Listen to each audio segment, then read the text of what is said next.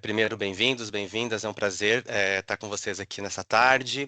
Eu sou o Marcelo Billi, aqui na Ambima eu cuido das áreas de inovação, sustentabilidade e educação. E a gente está aqui nesse evento, que é uma iniciativa da Rede Ambima de Sustentabilidade, né? A gente tem uma agenda grande dentro da rede, e essa discussão de Blended Finance se encaixa, né, dentro dos diversos temas que a gente trata em sustentabilidade na Ambima, na vertical de instrumentos financeiros, né?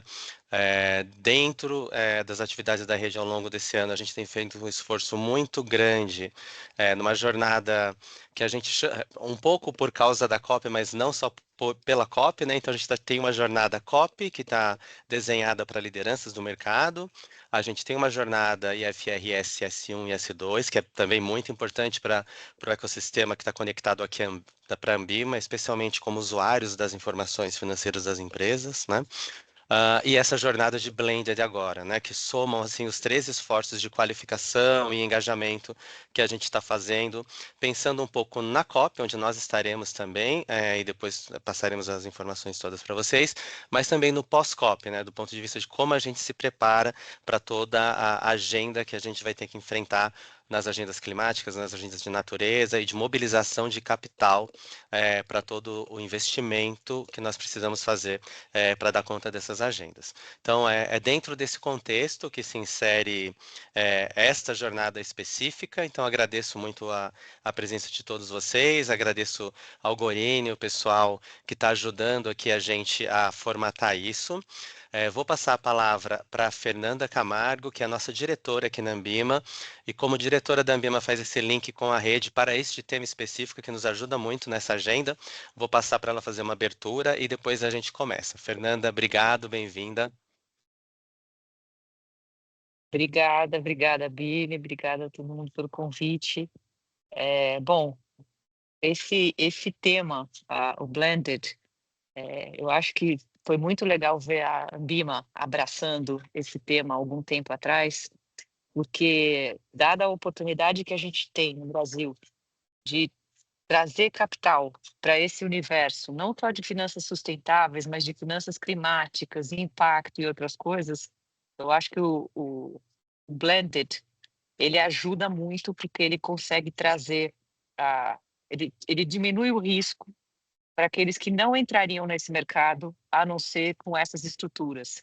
Então, vai desde estruturas menores, quando a gente fala de estruturas de impacto, a Igorini vai falar, né, uma das primeiras lá, como foi a Vivenda, estruturas de soluções baseadas na natureza, quando a gente fala da história do sistema agroflorestal na Bahia, como um CAUA, uma Belterra, ou até, como a gente vai falar depois, estruturas maiores para a transição climática, né? No caso do Bandes e outros. Então, eu acho que é super importante a gente conseguir trazer, uniformizar esse diálogo, explicar o que é exatamente blended, o que são cada tipo de estrutura, e poder trazer cada vez mais gente para esse mundo de sustentabilidade e economia verde.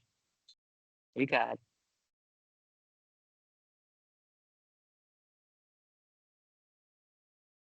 Obrigado, Fernando. Gorini, é com você agora?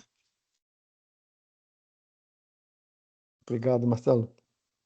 Boa tarde, pessoal. Prazer estar aqui com vocês. Queria agradecer essa parceria, né, e reforçar aqui as palavras da Fernanda. Muito bacana ver a Ambima abraçando essa agenda. Para trazer um pouco de alinhamento de expectativas, a gente vai ter ao longo desse momento aqui que a gente vai estar juntos, 3 etapas.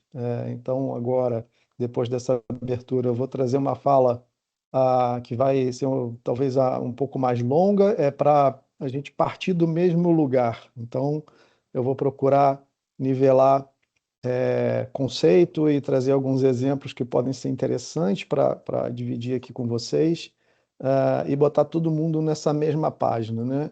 Aí, na sequência da minha fala, a gente vai ter um painel, uma discussão, E a gente vai ter também espaços para diálogo, para perguntas, para respostas, para alguma interação.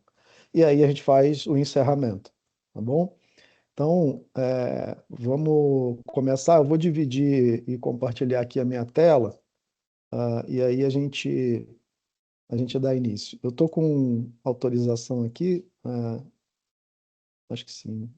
Vou botar a tela. Opa. Me falem se já está aparecendo para vocês, por favor.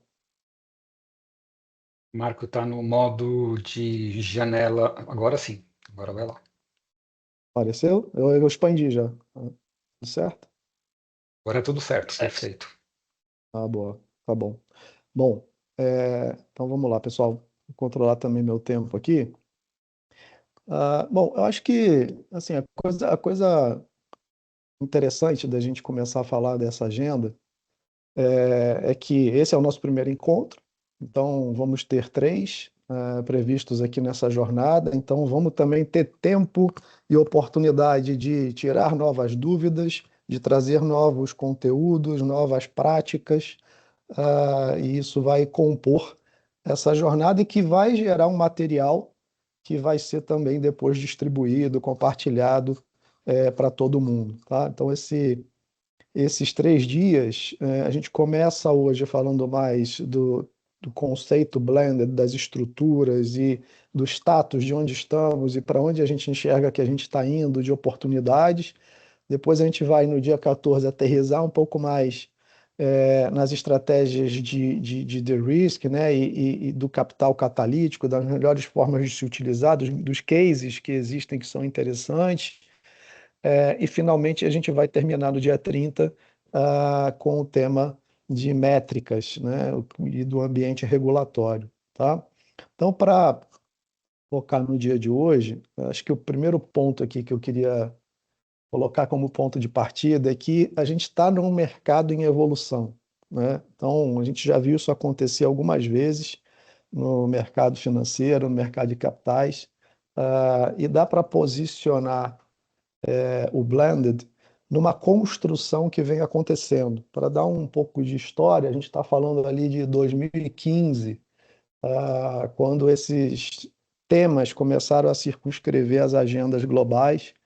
Foi no mesmo ano que os ODS foram constituídos e a grande questão era como financiar essa agenda mais conectada com o que a gente chama do triple bottom line, né? Então, quando a gente fala da sustentabilidade, quando a gente fala também das questões sociais, mas também, obviamente, dos retornos e dos ganhos econômicos, nos últimos 10 anos, essa ferramenta que a gente vai ver aqui vem se consolidando e vem sendo utilizada de uma forma crescente, especialmente nos últimos 2, 3 anos.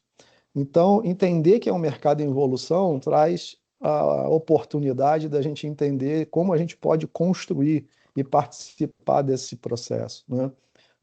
E aí, uma das evidências que a gente tem disso é a diversidade dos atores que estão engajados nessa pauta. E quando eu falo de diversidade, não é só a diversidade de casas, mas é a diversidade da natureza dos atores, né? Atores de todos os tamanhos, alguns muito grandes,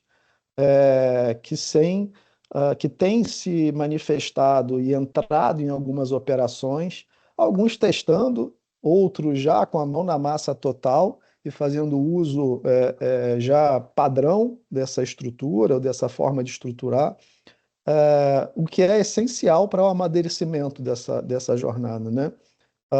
Isso é muito interessante e depois eu vou deixar algumas referências também para quem quiser se aprofundar, onde tem mais informação e mais dados sobre essa evolução. Mas vamos partir do zero, né? O que é o blended, né? Aqui a gente tem uma figura que foi constituída pela OCDE.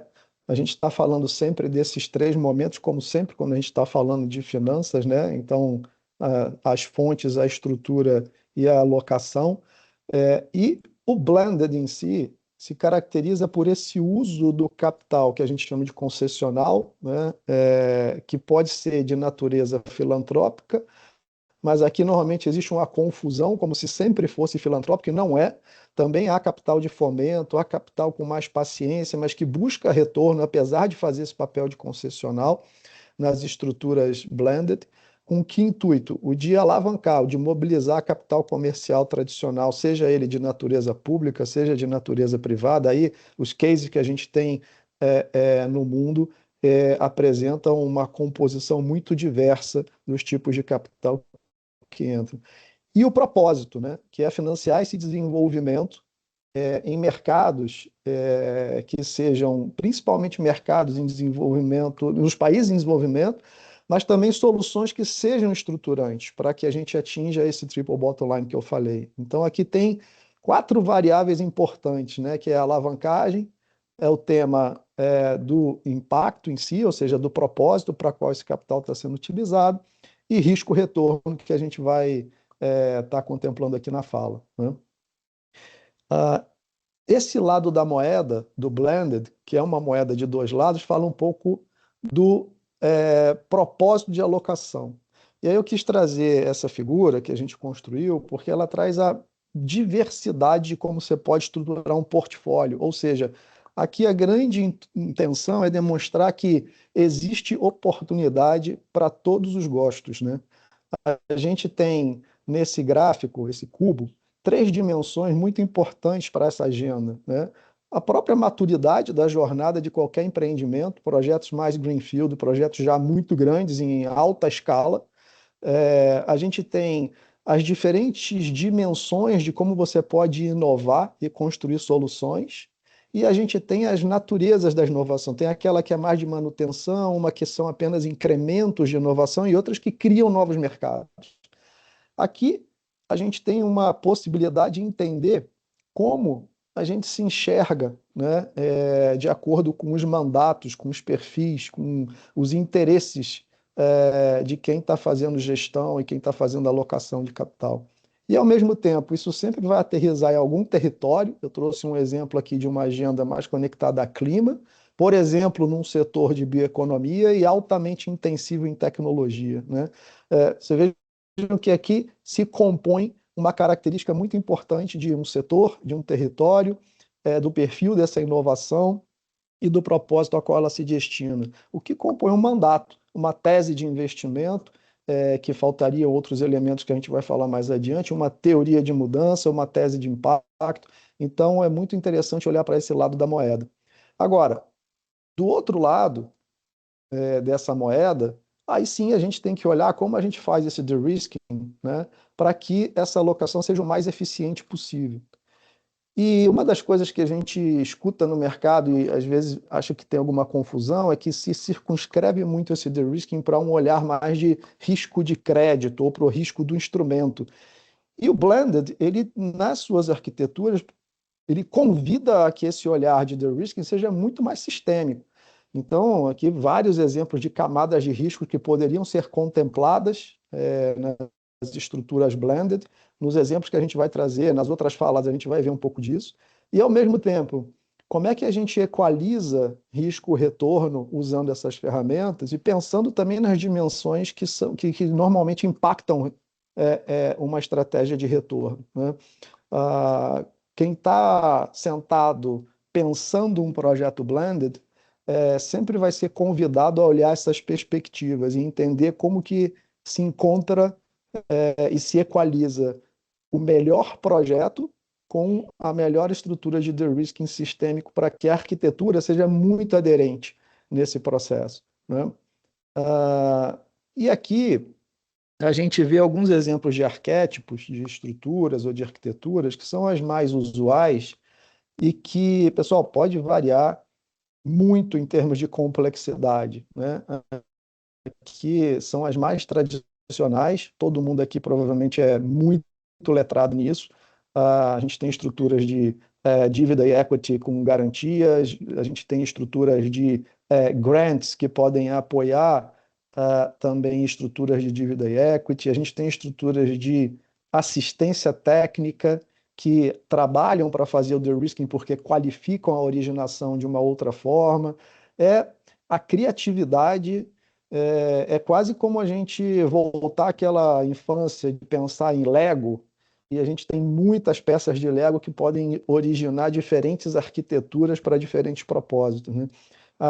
O mercado brasileiro tem, a meu ver, uma singularidade muito positiva, né? Um mercado muito refinado do ponto de vista de instrumentos, de possibilidades, quando comparado a outros países. E isso nos coloca numa posição muito interessante também de pensar essa criatividade e essas estruturas, né? Ah, Quando a gente avança e se pergunta, tá, mas todo projeto é elegível a Blended? Eu estou falando de quê exatamente, né? Que projeto pode levantar a mão e falar, bom, aqui cabe uma estrutura que precisa ser pensada a partir daí? E esse é o slide mais técnico de todos que eu trouxe. A partir daqui não teremos mais esse tipo de abordagem.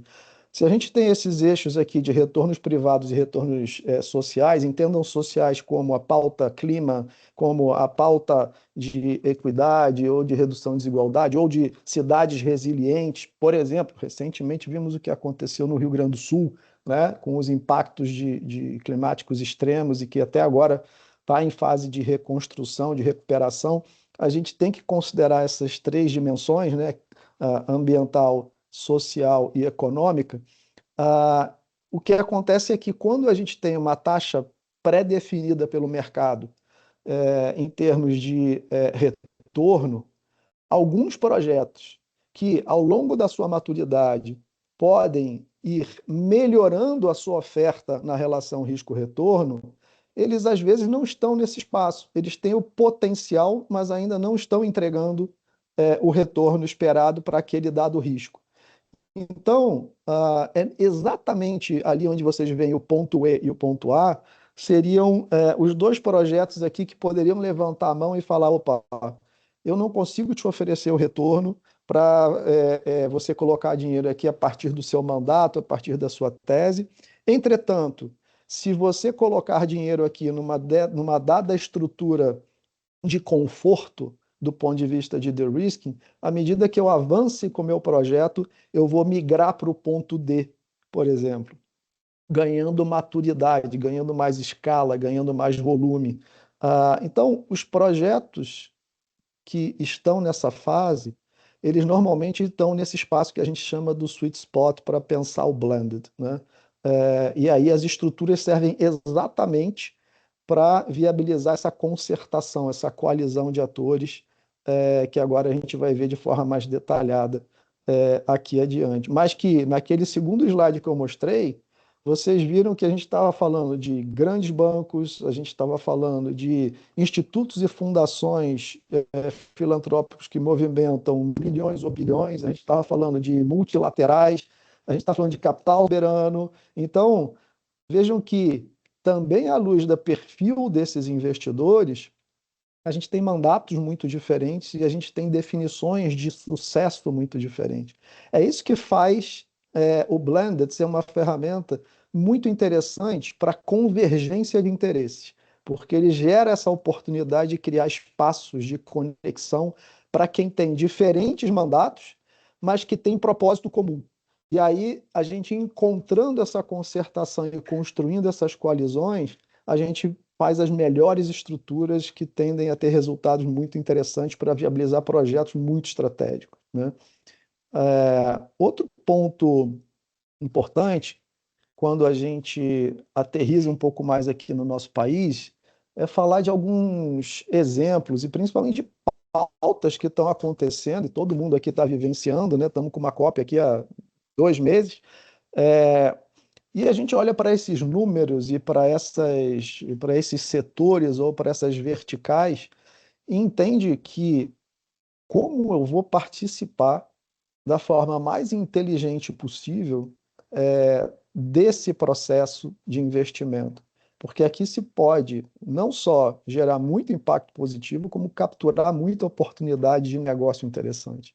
E a gente está falando de volumes expressivos do ponto de vista de bilhões de dólares que vão ser trabalhados, seja com capital nacional ou com capital internacional, nesses próximos anos, nessa próxima década, né?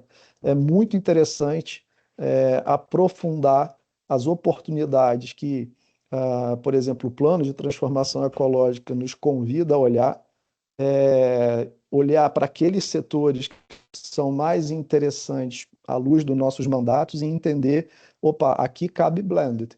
Como que eu posso fazer a coalizão, como que eu posso fazer a concertação que me coloque num espaço de competitividade e num espaço de convergência em que esses projetos largam na frente e conseguem gerar diferenciais interessantes, né?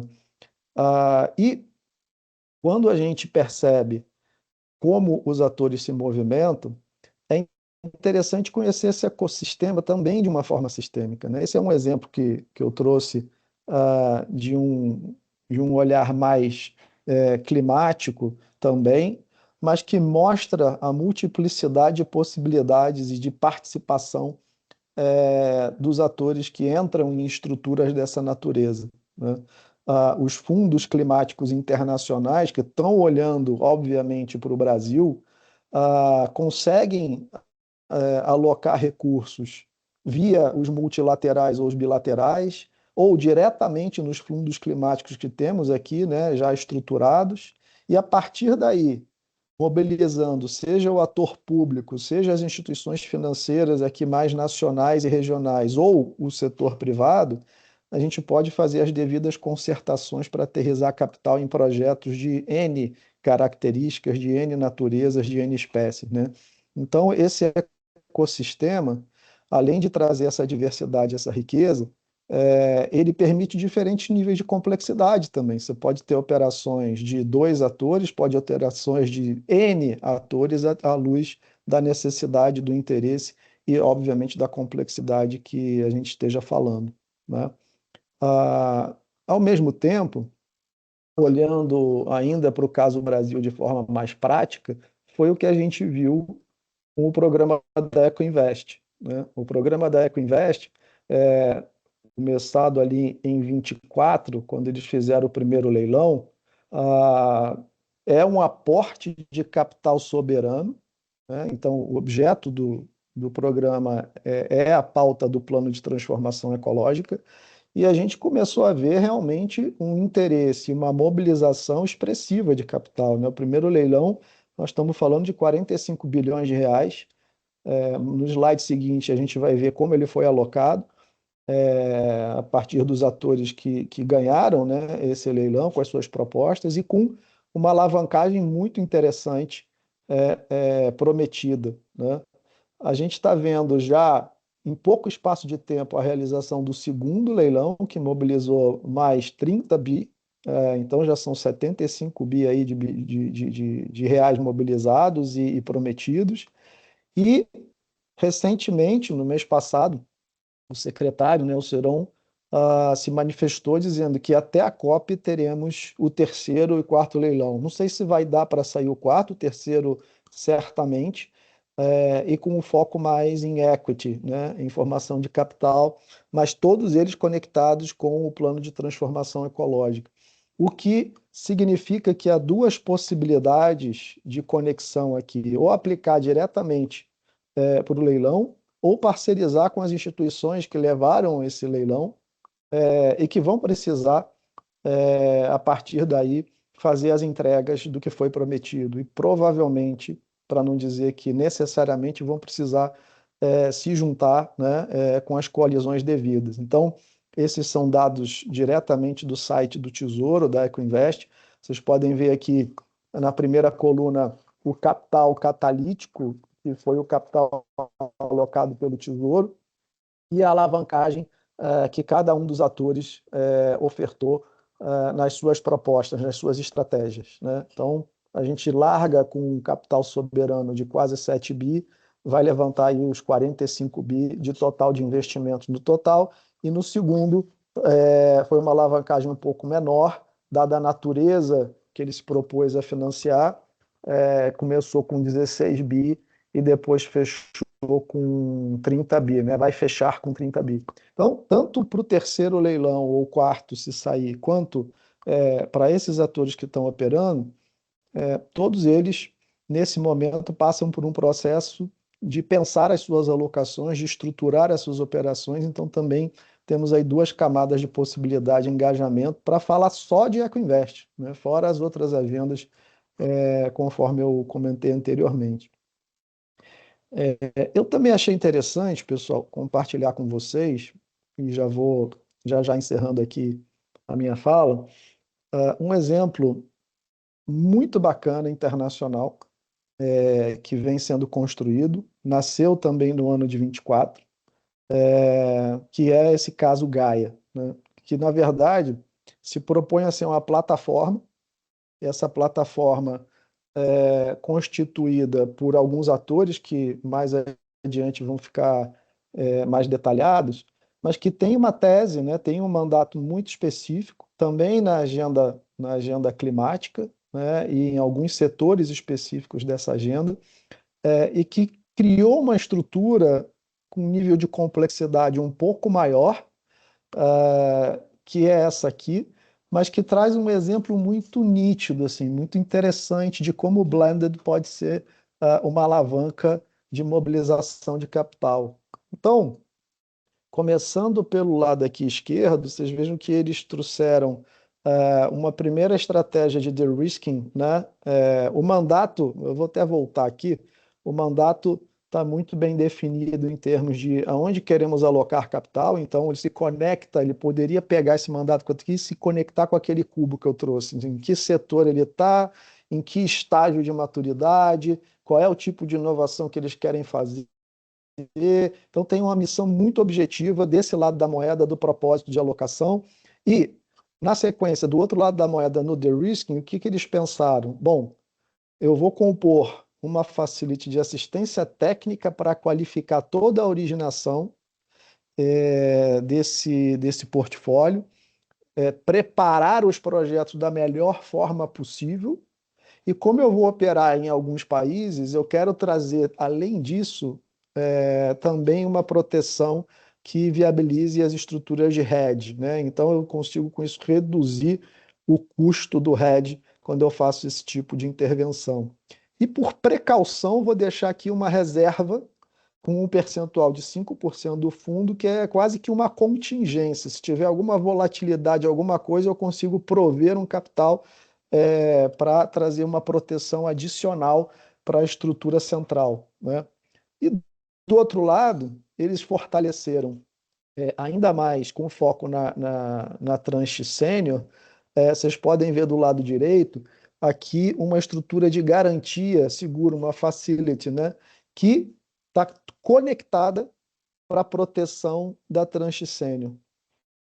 E adicionalmente, você ainda tem uma tranche júnior que assume esse first loss, né, de 310 milhões de dólares, e viabiliza, fecha ali a estrutura para viabilizar essa alavancagem desse 1 bi 170 milhões que vocês estão vendo ali na tranche sênior, né? A partir daí, com esse esquema de de-risking e com esse mandato definido, eles fazem toda a gestão desse portfólio e a alocação desse portfólio. 70% em estratégia de adaptação, 30% em estratégia de mitigação, né? Então, é muito interessante ver essa estrutura, porque ela tem um pouquinho mais de complexidade em relação aos primeiros arquétipos que eu mostrei, mas ela está acontecendo, então um caso bem prático, um volume de recursos interessante, e com uma multiplicidade de atores e de perfis também interessante, né? Então você tem aqui um dos grandes bancos japoneses, né, com um volume significativo de ativos sob gestão, e ele também é primeiro, né, ele é um líder em estruturas blended. A gente tem o Climate Fund aqui embaixo, fazendo um papel também de alocador. A gente tem o Canadá participando desse processo, e finalmente a Pollination aqui mais numa estratégia de advisor, especialista, e apoiando com o conhecimento, com a técnica e com um olhar mais acurado em todo o processo de de-risking, de análise, de originação, naquele componente da facility de assistência técnica que eu comentei com vocês. Então, pessoal, acho que aqui deu uns 25 minutos já da minha fala. Eu vou dar uma pausa aqui para fechar essa etapa. Eu vou tirar aqui compartilhar a minha tela, porque a gente pode, para quem quiser também deixar perguntas no chat, começar a trazer suas questões, que a gente vai ter tempo de falar mais adiante, fiquem super à vontade, tá? E aí eu retomo aqui no final, a gente vai ter uma atividade que vai ser comandada aqui pelo Douglas, que está aqui com a gente, e a gente volta a conversar. E aí, Marcelo, passo para você, a gente dá sequência, a gente pode seguir para o painel, ou a gente tem um tempinho aí também que eu deixei para minha fala, se alguém quiser trazer algum ponto agora. Podemos seguir. Pessoal, alguém tem perguntas? Acho que é legal, né? Se tiverem. Pessoal, a gente tem uma pergunta aqui no chat da reunião do Carlos Gurini. Tá? Se a gente pode olhar Blended como alternativa para financiar a recuperação de áreas com instalação de um sistema agroflorestal. Uhum. A pergunta é essa, né? Se a gente poderia olhar para isso, acho que tem mais a ver com a estrutura de financiamento necessária para isso do que a finalidade especificamente da aplicação do recurso. Eu acho que é legal, de repente, a gente falar um pouquinho sobre isso. Certamente. Aqui, de novo, se a gente está falando de um projeto que entra naquela faixa do sweet spot que eu mostrei naquele gráfico, né, do ponto de vista de atratividade, e que ele tem uma potência muito interessante do ponto de vista de evolução, de desenvolvimento, mas ainda não consegue ser competitivo em termos de atratividade para o capital tradicional, por conta do custo-oportunidade, dos mandatos e por todas as razões que a gente já conhece, pelo propósito em si da natureza de ser uma SAF, né, ele já seria elegível a ser pensado a partir de uma estrutura Blender. Como vai ser essa arquitetura, que tipo de estrutura, como ela seria montada, aí, enfim, aí seria objeto, obviamente, da estruturação, mas certamente caberia um pensamento de olha, vamos pegar esse projeto e vamos arquitetar aqui a partir de uma lógica Blender. Certamente elegível. Eu acho que tua fala legal, Marco. Já queria emendar, tem uma conversa do Sérgio aqui, uma pergunta do Sérgio, né? Seria ele pedir para você explicar um pouquinho sobre o papel da assistência técnica nessas estruturas de blended. Acho que vale Perfeito. legal posicionar, né, como um mecanismo de mitigação de risco. Claro. Mas Vamos eu lá. queria tentar trazer, assim, acho que só uma percepção aqui, Marco, no seguinte, eu acho que a estrutura de financiamento, né, blended é esse conjunto, esse mecanismo, né, então o tipo de arranjo, a forma como a gente organiza os mecanismos de financiamento de um determinado projeto para que eles sejam viabilizados. Eu acho que tem muito ainda, acho que tem mais a ver com a pergunta do Carlos, né, do que com essa do Sérgio. No fundo, eu consegui viabilizar um projeto usando essa estrutura. Não quer dizer que todo projeto que seja mais ou menos, né, naquele mesmo estilo, ou que tenha mais ou menos aquela mesma finalidade, precise desenvolver essa estrutura para ser financiado, porque em determinado momento ele já pode ter um nível de maturidade ou de redução de risco que o capital comercial já se torna atraído por esse capital. Sim. Acho que era tentar dar uma explorada nesse ponto, que eu acho que assim, tá dentro Vai daquela ser... zona cinzenta de blended para o mundo, né? Não, vou pegar o gancho seu, Luiz, obrigado. A gente vê, por exemplo, isso acontecer em alguns projetos que já são orientados para soluções de matriz energética limpa, né? Tem alguns projetos que eles já nascem com uma capacidade de competir na captação de recursos a mercado, né? Porque eles têm taxas de retorno interessantes que conseguem acomodar um custo de capital competitivo. Então, não é verdade que eles seriam elegíveis a Blended. Essa é a diferença. Você pode ter projetos orientados a uma agenda climática, orientados a uma pauta de soluções mais sociais. Por exemplo, o tema de construir soluções para habitação de interesse social. É um tema super quente de todas as cidades que falam hoje de cidades mais resilientes, inclusivas, falam de cidades que precisam revitalizar seus centros urbanos, por exemplo. Então, né, é um problema global, não é um problema brasileiro e muito menos de uma cidade brasileira. E que eventualmente você precisa de estruturas blended, por quê?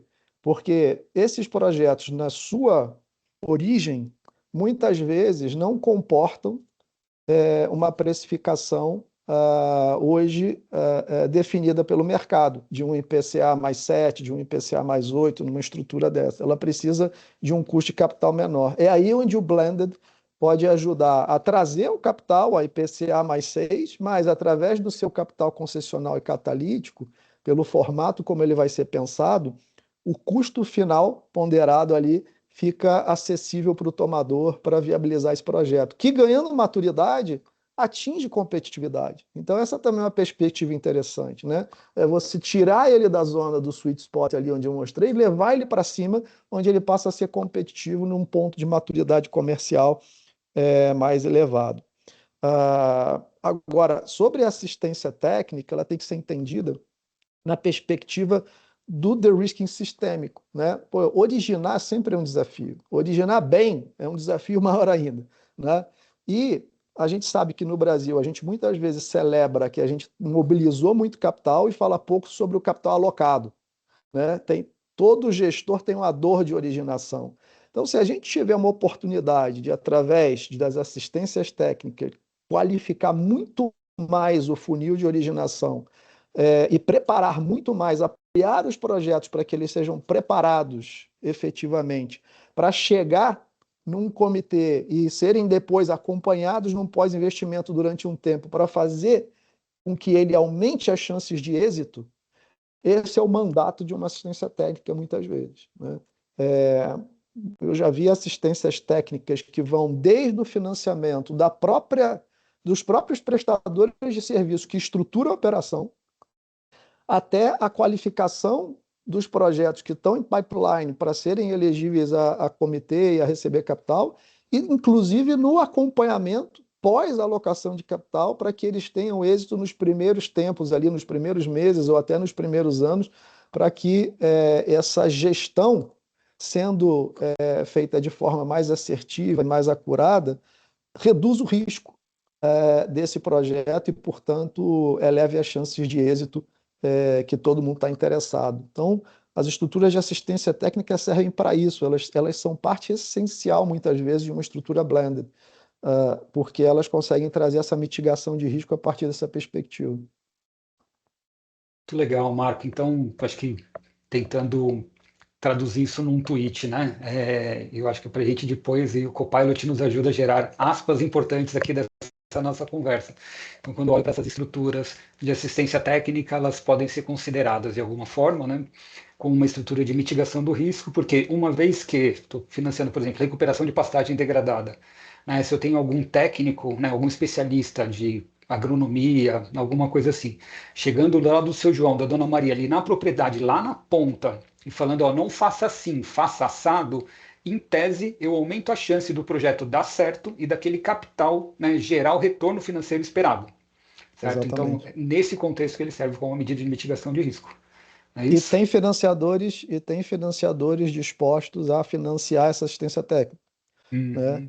Que compõem, muitas vezes, um capital não reembolsável, né? Estamos falando de um capital não reembolsável, mas que, porque nos seus mandatos têm interesse em impulsionar essa agenda, eles entram nessas estruturas viabilizando o recurso, né? Aí eu estou falando de multilaterais, eu estou falando de institutos, eu estou falando de fundações, eu estou falando até mesmo de capital de governos, né? Então, depende, até investidores de impacto, aí depende um pouco do perfil, né? Aquele ecossistema que eu mostrei que tem uma diversidade de atores, de entender os mandatos de cada um, mas cada um tem um papel que pode ser colocado nesse Lego, como eu brinquei aqui, de construção das estruturas blended.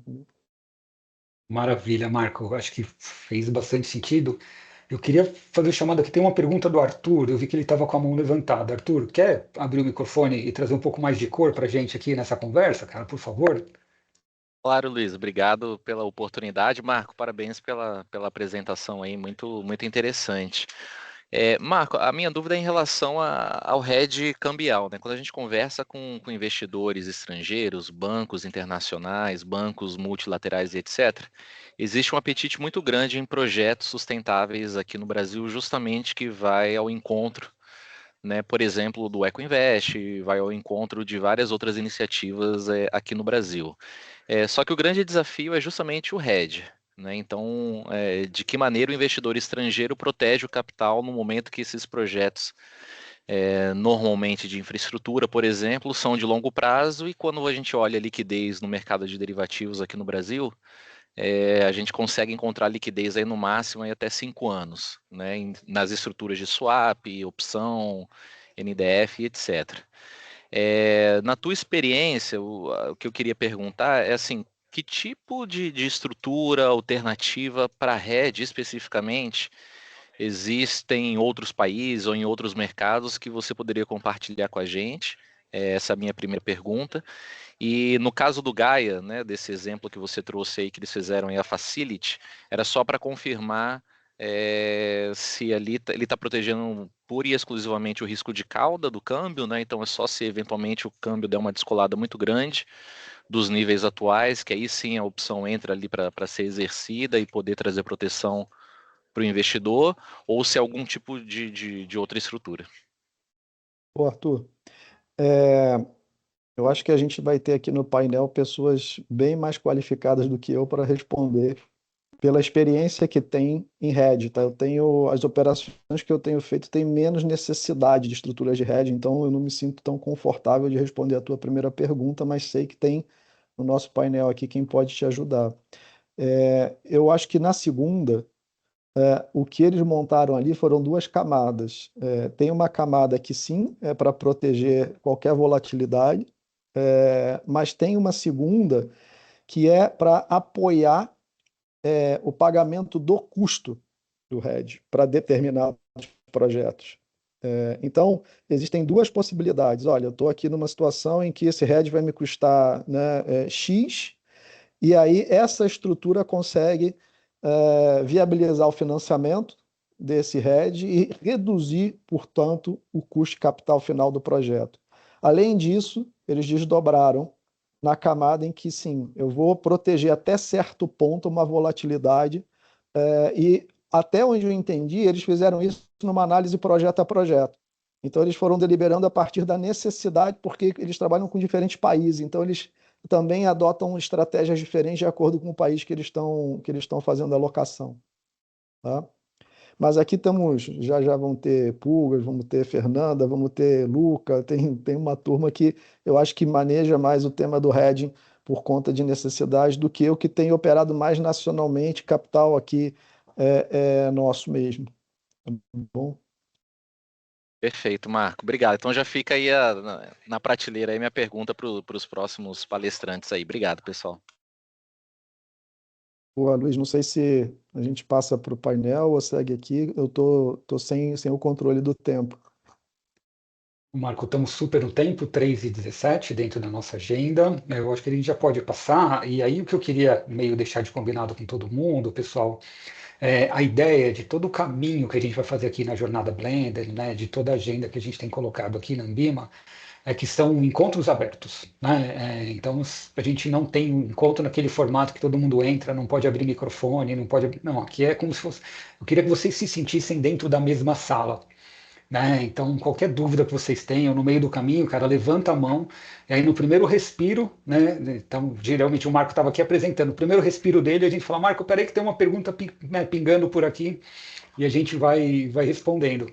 Tá? Eu acho que a ideia é que a gente tenha. Eu queria que isso fosse um bate-papo entre a gente, porque eu acho que o objetivo da jornada ao longo do caminho é trazer para vocês aquilo que a gente já conseguiu entender que é dúvida do mercado, né, no papel que a associação tem, né, de gerar esse esclarecimento, gerar um alinhamento. Tá todo mundo, né, com alguma divergência de conceito, com, putz, eu não sei, não consigo entender as estruturas, é tudo parecido, é tudo igual. A gente já conseguiu, de alguma forma, responder essas duas perguntas, né? Então, a gente consegue enxergar uma estrutura padrão existente nos casos, mas, naturalmente, cada um vai precisar de né, de um ajuste final. Então, acho que é um pouco do que a gente quer, né, percorrer nesses próximos encontros. de alguma forma facilitando, né, o acesso de todo mundo a essa jornada de aprendizagem, de conhecimento, para que em algum tempo a gente tenha um mercado muito mais aberto, né, e preparado para entender e até operar, né, sobre essa agenda, porque muito do que a gente está vendo desse financiamento para a bioeconomia, né, para soluções baseadas em natureza e até o financiamento para soluções climáticas e de impacto social passa por esse arranjo, por essa estruturação. Né? Então é importante que a gente tenha, né, um apoio para os originadores de projeto e tenha uma capacidade de compreensão dos alavancadores, dos alocadores de recursos. Acho que é um pouco dessas duas pontas que a gente está querendo unir aqui, e eu acho que nada melhor do que isso, do que a gente botar o pessoal para conversar. Né? A gente está com um time aqui de primeiríssima linha. Marco, vamos para cima, vamos para o próximo bloco aqui, acho que vai ser bem bacana. Lembrando, pessoal, qualquer dúvida, levanta o dedo que a gente abre o microfone aí. Obrigado, Luiz. Doug, bola contigo, você vai puxar, vai moderar, vamos em frente. Nessa. Marco, Luiz, super obrigado pela essa abertura, por esse conteúdo. Eu queria chamar aqui já então, sem mais delongas, para a gente conseguir aproveitar bem o nosso tempo, o nosso palco virtual aqui, né? A Fernanda Camargo, o Luca Riva e o Zé Pulgas estão por aí, pessoal? Já ir chegando aí. Luca. Olá, pessoal, tudo bem? Boa tarde. Luca. Opa, boa tarde, Pulgas. gente. Vamos lá com vocês. Também já deu um oi ali. Bom, pessoal, mais uma vez, Luca, Pulgas, Fernanda, obrigado pelo tempo, pela presença de vocês aqui. Eu vou pedir uma rápida apresentação aqui de vocês, onde a gente combinou anteriormente, pessoal, cada um trazendo a sua perspectiva, trazendo um pouquinho de aprofundamento naquilo que eu vou compartilhar com a gente, tá? Então, Fernanda vai falar, depois eu vou chamar o Pulgas e finalizar aqui essa primeira rodada com o Luca. E aí, faço por aqui o convite do Luiz, tá, pessoal? Fiquem à vontade para trazer as perguntas. Vamos só respeitar essa primeira rodada aqui de falas iniciais de cada um deles. E aí, na sequência, eu vou moderar aqui algumas perguntas e peço ajuda aí de todo mundo que está presente. Eu vou chamar, tá bom? Então, vamos lá, Fernanda, contigo, pode ser? Douglas, você está me ouvindo bem? O teu microfone estava cortando um pouco para mim. Sim, te ouço bem. Para mim cortou, mas eu te escuto, Fernando. Mas cortou para mim vou resolver um minutinho aqui. Pronto. Só vou deixar bem pertinho aqui para a gente falar. Bom, um prazer estar aqui nesse painel. Acho que a gente tem bastante história para contar. E só acho que antes da gente começar, né, eu, Pulgas, Luca, estamos nessa trajetória aí dessas estruturas de blended há algum tempo, né? E acho que a gente pode, o Luca vai dar sempre, Pulgas também. Mas eu acho importante só voltar nessa história de que quando a gente está falando desse tipo de estrutura, ela soluciona você trazer um tipo de capital que não entraria nisso, mas é muito importante medir o impacto. Então, eu acho que pouca gente fala disso, mas o Blended ele foi criado muito com esse objetivo, né, de você trazer todos esses capitais, combinar os tipos de capitais, mas tem que ter um impacto, seja ele na transição, seja ele na regeneração, no SAF, tem que ter um impacto. Então, vou pedir aqui se eu só ver aqui que eu estou não consegui abrir aqui o documento, mas, Lucas, quer começar? Claro, ver. Você manda, eu obedeço. É sempre assim. Primeiro é ótimo estar com vocês aqui, nos próximos 10 minutinhos, falar um pouco de forma complementar. Eu tinha até montado uma apresentação, mas o Corine foi tão bem que eu vou ser hiper redundante. Então, vou pedir desculpa à organização e já falhar com o roteiro. E falar um pouquinho de improviso aqui com vocês sobre as tendências que a gente tem observado em Blended Finance. Primeiro, Blended Finance é um tema muito antigo, gente. É tão antigo quanto o Plano Safra. É tão antigo quanto os primeiros investimentos de infraestrutura solar no Brasil. Então, o Brasil é muito bom fazendo estruturas muito megalomaníacas de Blended Finance. Então, não é novidade para a gente. O nome é novidade, mas pensem que isso é mais antigo do que Viagro, mais antigo que FITIC, aqui no país. Então, vamos nos orgulhar bastante disso e reaprender a trabalhar com esse orgulho nacional que a gente tem. Entrando aqui, sabendo que esse é um tema muito antigo, é óbvio que ele está passando por uma renovação extrema, por vários motivos. Primeiro, dinheiro acabou. Dinheiro público, que lastreou grande parte do de-risking, né, preparava a bola para o mercado privado continuar o jogo, acabou. A filantropia climática internacional teve um golpe de morte aí nesse ano, com a redução dos repasses dos principais doadores globais, que foi os Estados Unidos. E além de ter como infraestrutura energética, soberania alimentar, todos os temas que se relacionam com a ESG, relacionam com sustentabilidade, se transformaram em plataforma de soberania nacional, cada um está financiando o próprio. Então, a filantropia climática global, a filantropia que tinha essa vertente de abundância de recurso, acabou. Com isso, a gente teve uma mudança incrível na forma em que o baralho do Blended Finance se organizava. Quais são os efeitos que a gente está olhando mais e que devem mudar os próximos anos? Primeiro ponto que o Corini já antecipou é o ingresso de novos players. Temos novos jogadores no Blended Finance. Se no início a gente tinha filantropias mais governos e TFIs, CMTPs, e consumam isso com uma tosse cientiçal, porque não necessariamente bancos multilaterais de desenvolvimento operavam Blended Finance pelo alto custo regulatório de capital. A gente pode entrar nisso nos comentários daqui a pouco. A gente hoje vê outros atores com maior eficiência, menor burocracia, no entanto, com requisitos muito próprios, como a Fernanda muito bem trouxe, de monitoramento de impacto, alinhamento a tese de negócios e retornos adequados. E aqui nós estamos falando, além de filantropias que estão migrando para frente, a philanthropy, é uma filantropia que aceita a perda, mas tem uma expectativa de um retorno, pelo menos por uma proteção de capital, para que ela permaneça por mais tempo, tem o efeito paraquedas, né, que ela fique por mais tempo.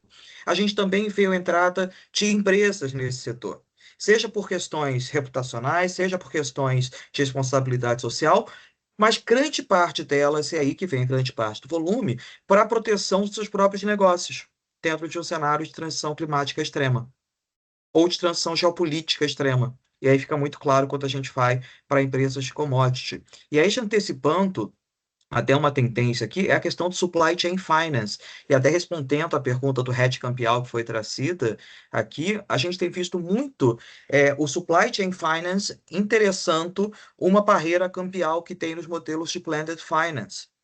Porque aqui eu já tenho contratos comerciais estabelecidos há muito tempo e que começam a ser transformados em âncora para novos modelos de blended finance.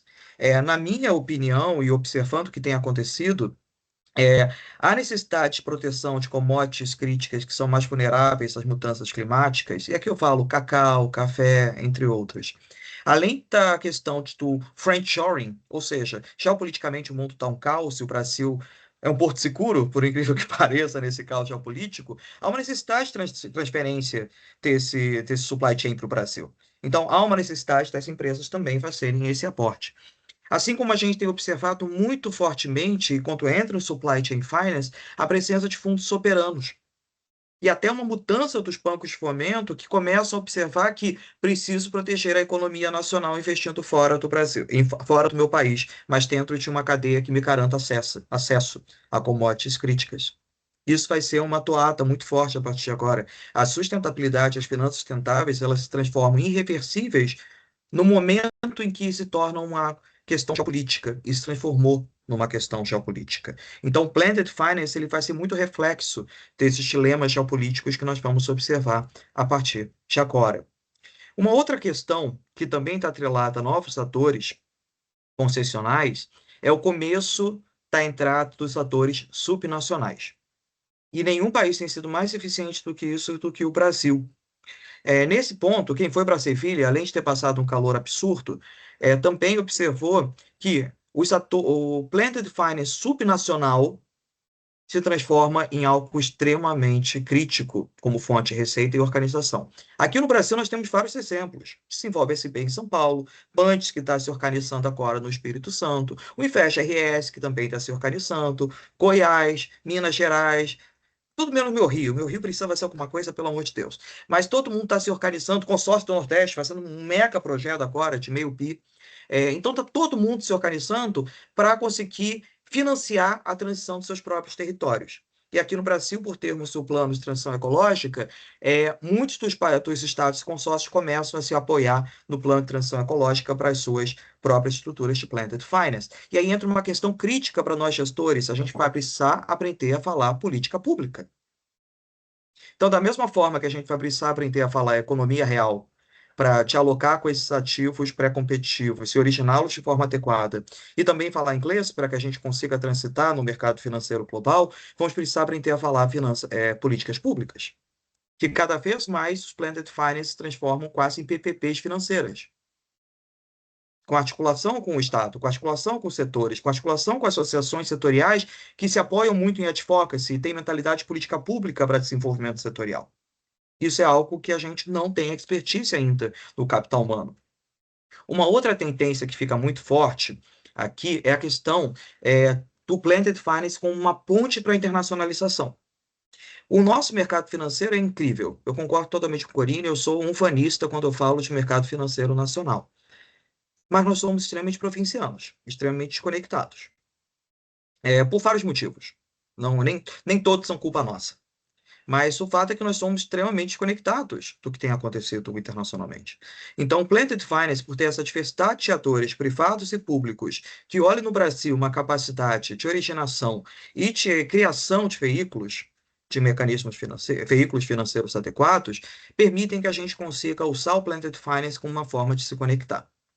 E aqui o Brasil ele tem um papel muito decisivo. O mercado financeiro de capitais brasileiro tem um papel decisivo para fazer essa cabeça de ponte. E nem sempre vai estar em hedge. Vai estar muito em originação e estruturação adequada de ativos. Estruturação de mecanismos que dialoguem com a dinâmica regulatória e financeira brasileira, mas que tenham uma interface híbrida com o capital internacional. Que tenham um pezinho em Luxemburgo e um pezinho na Faria Lima, que não fique somente olhando aqui internamente. Então, esse desafio ele é algo complexo, porque a gente nunca pensou em produtos financeiros como produtos para importação no Brasil. E a gente precisa começar a pensar, e o Blended Finance permite que isso aconteça. E para finalizar, aqui outras tendências que eu vejo cada vez mais fortes primeiro, na questão da aferição de impacto, que é uma tendência de venture philanthropy que está contaminando todo o blended finance, a gente começa a ver um papel cada vez maior de dados satelitais e inteligência artificial dentro dessas aferições de impacto. Isso cria novas camadas extremamente complexas de evidências, geração de evidências. Aqui no Brasil, a gente já teve um primeiro exemplo disso, que é o próprio leilão de pastagens degradadas do Ecoinvest, o segundo que teve. E está demandando um nível de tecnologia gigantesco para que a gente consiga não só assegurar a originação adequada de acordo com a legibilidade, mas o monitoramento contínuo de impacto e retorno. A dificuldade no Ecoinvest não foi acessar o capital. Percebam que até então a dificuldade do Blended Finance era acesso a capital. Agora não mais. É a estruturação de portfólios adequados a longo prazo, não só por um primeiro investimento, mas como um accountability de longo prazo. Outra questão que fica cada vez mais forte, e aí foi falada a questão do de-risking, Blended Finance nasceu como, ok, onde é que está o dinheiro barato? Deixa de ser isso. Porque a questão que ficou percebida cada vez mais, se torna cada vez mais um mantra nas finanças de desenvolvimento, que o custo alto de capital ele não se dilui com o capital barato. Um custo alto de capital se dilui com uma redução de percepção de risco que define o cálculo de preço de custo de capital. E aqui a gente tem visto um papel das garantias, e aí foi falado já muito bem aí nesse Facility da Caia. A gente tem até a Green Guarantee Company, que traz esse Triple P Fit para as operações de cota, mas tem uma dificuldade gigantesca de conseguir entrar no Brasil por falta de interface com atores locais do ecossistema. Isso é outra coisa que a gente pode falar muito forte, mas é uma estratégia incrível. Assim como a gente começa a observar seguradoras entrando nesse papel.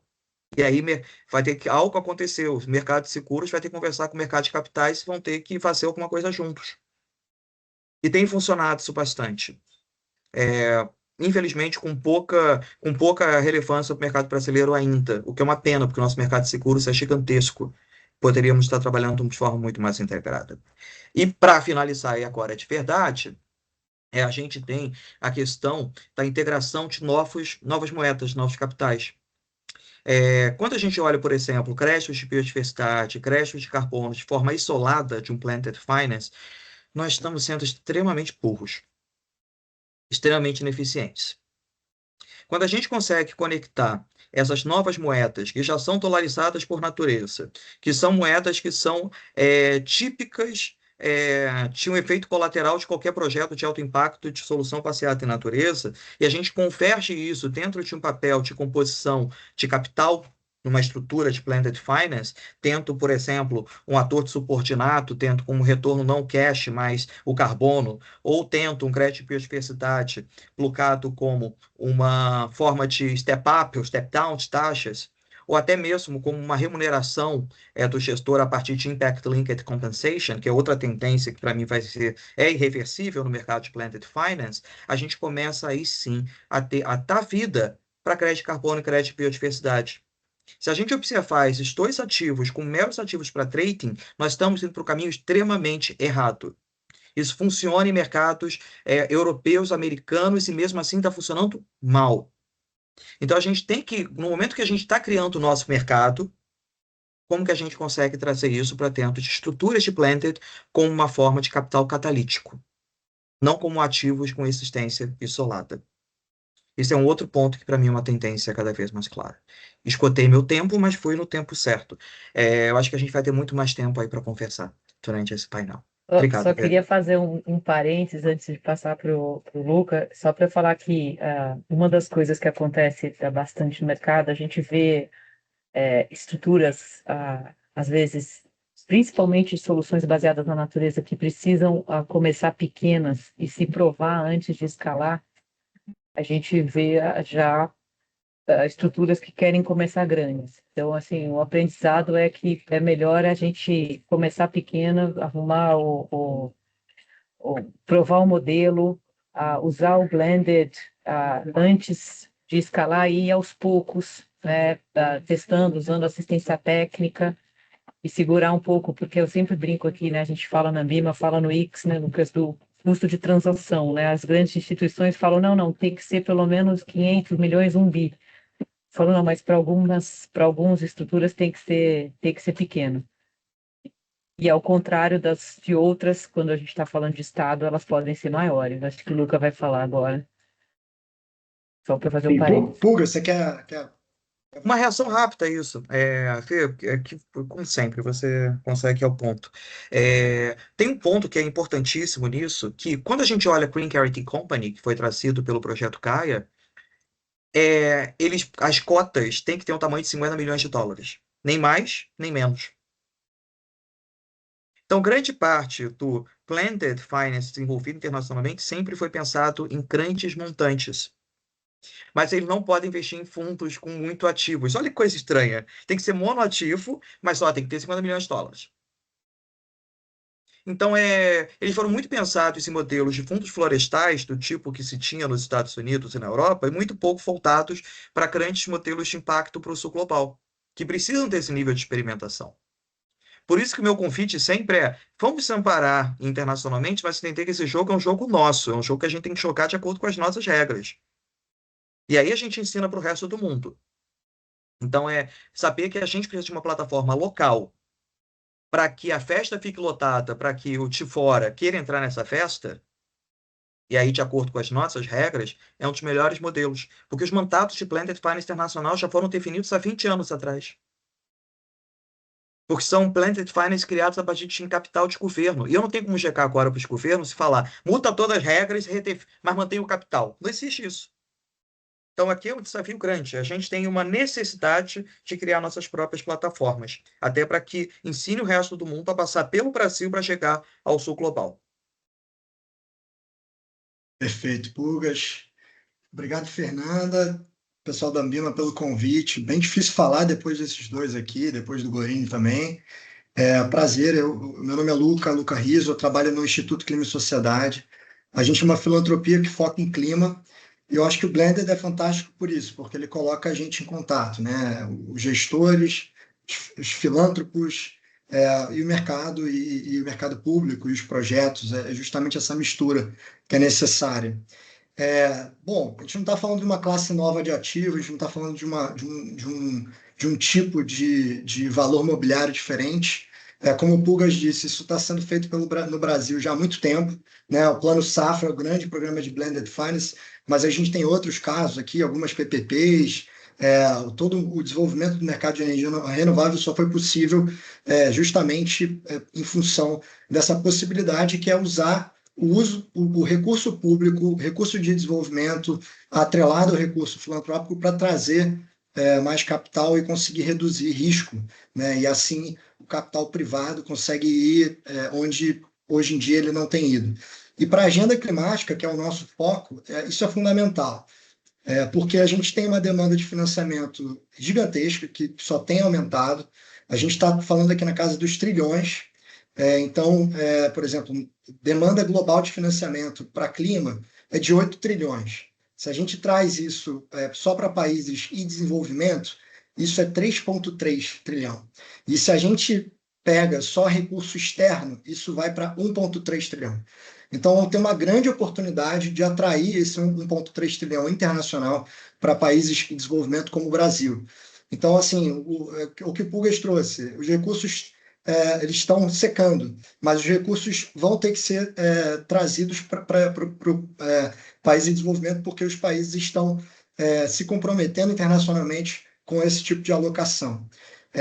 E na ótica internacional, na geopolítica, o Blended Finance também não é novo, mas ele tem ganhado uma expressão recente que é fantástica, inclusive para a gente, né? Porque ano passado, por exemplo, a gente teve no G20 grandes avanços da agenda brasileira, na agenda de reforma dos bancos multilaterais e de acesso aos fundos climáticos multilaterais. E se você pegar no detalhe o que foi combinado ali, você vê que alguns indicadores dessas instituições mudaram, justamente pela falta de recurso público internacional para a agenda climática. Os países já estão mobilizando esses grandes multilaterais para eles conseguirem mobilizar mais recursos, para eles conseguirem alavancar mais recurso privado.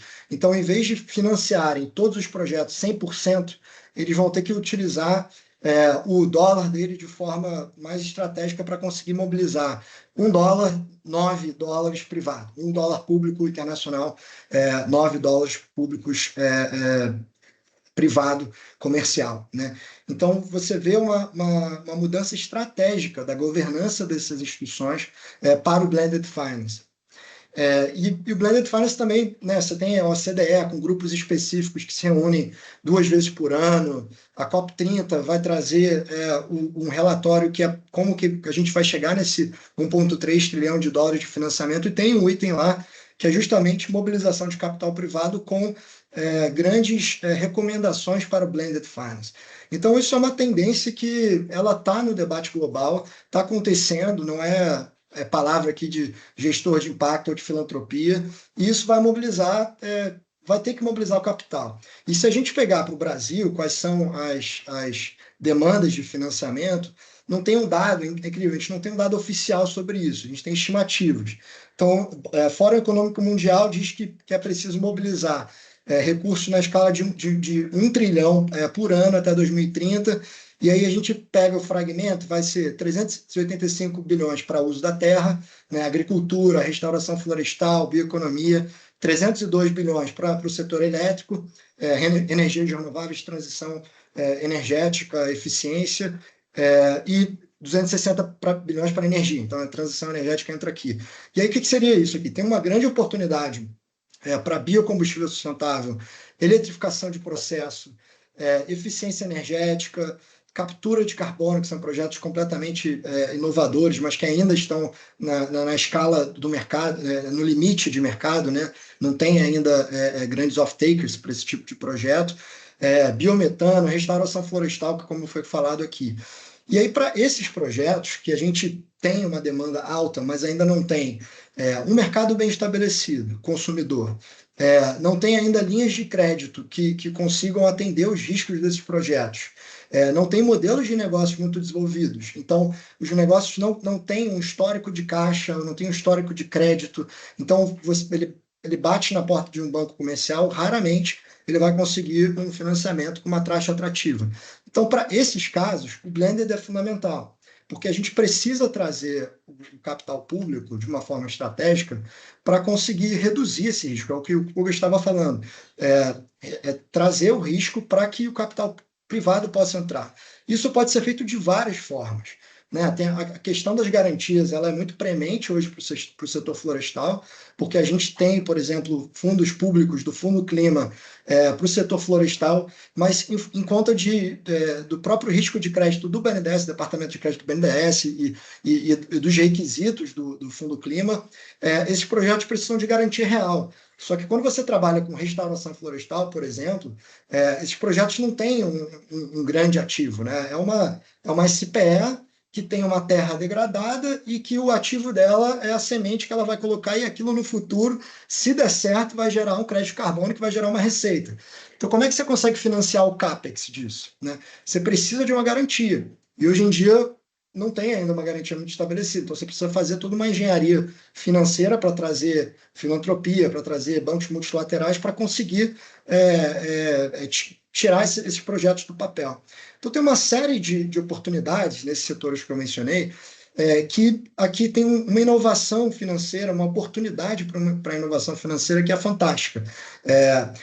Mas eu queria trazer também uma outra mensagem, que a inovação ela existe, mas se você for olhar no papel quais são as estruturas são completamente baunilha, vanilla.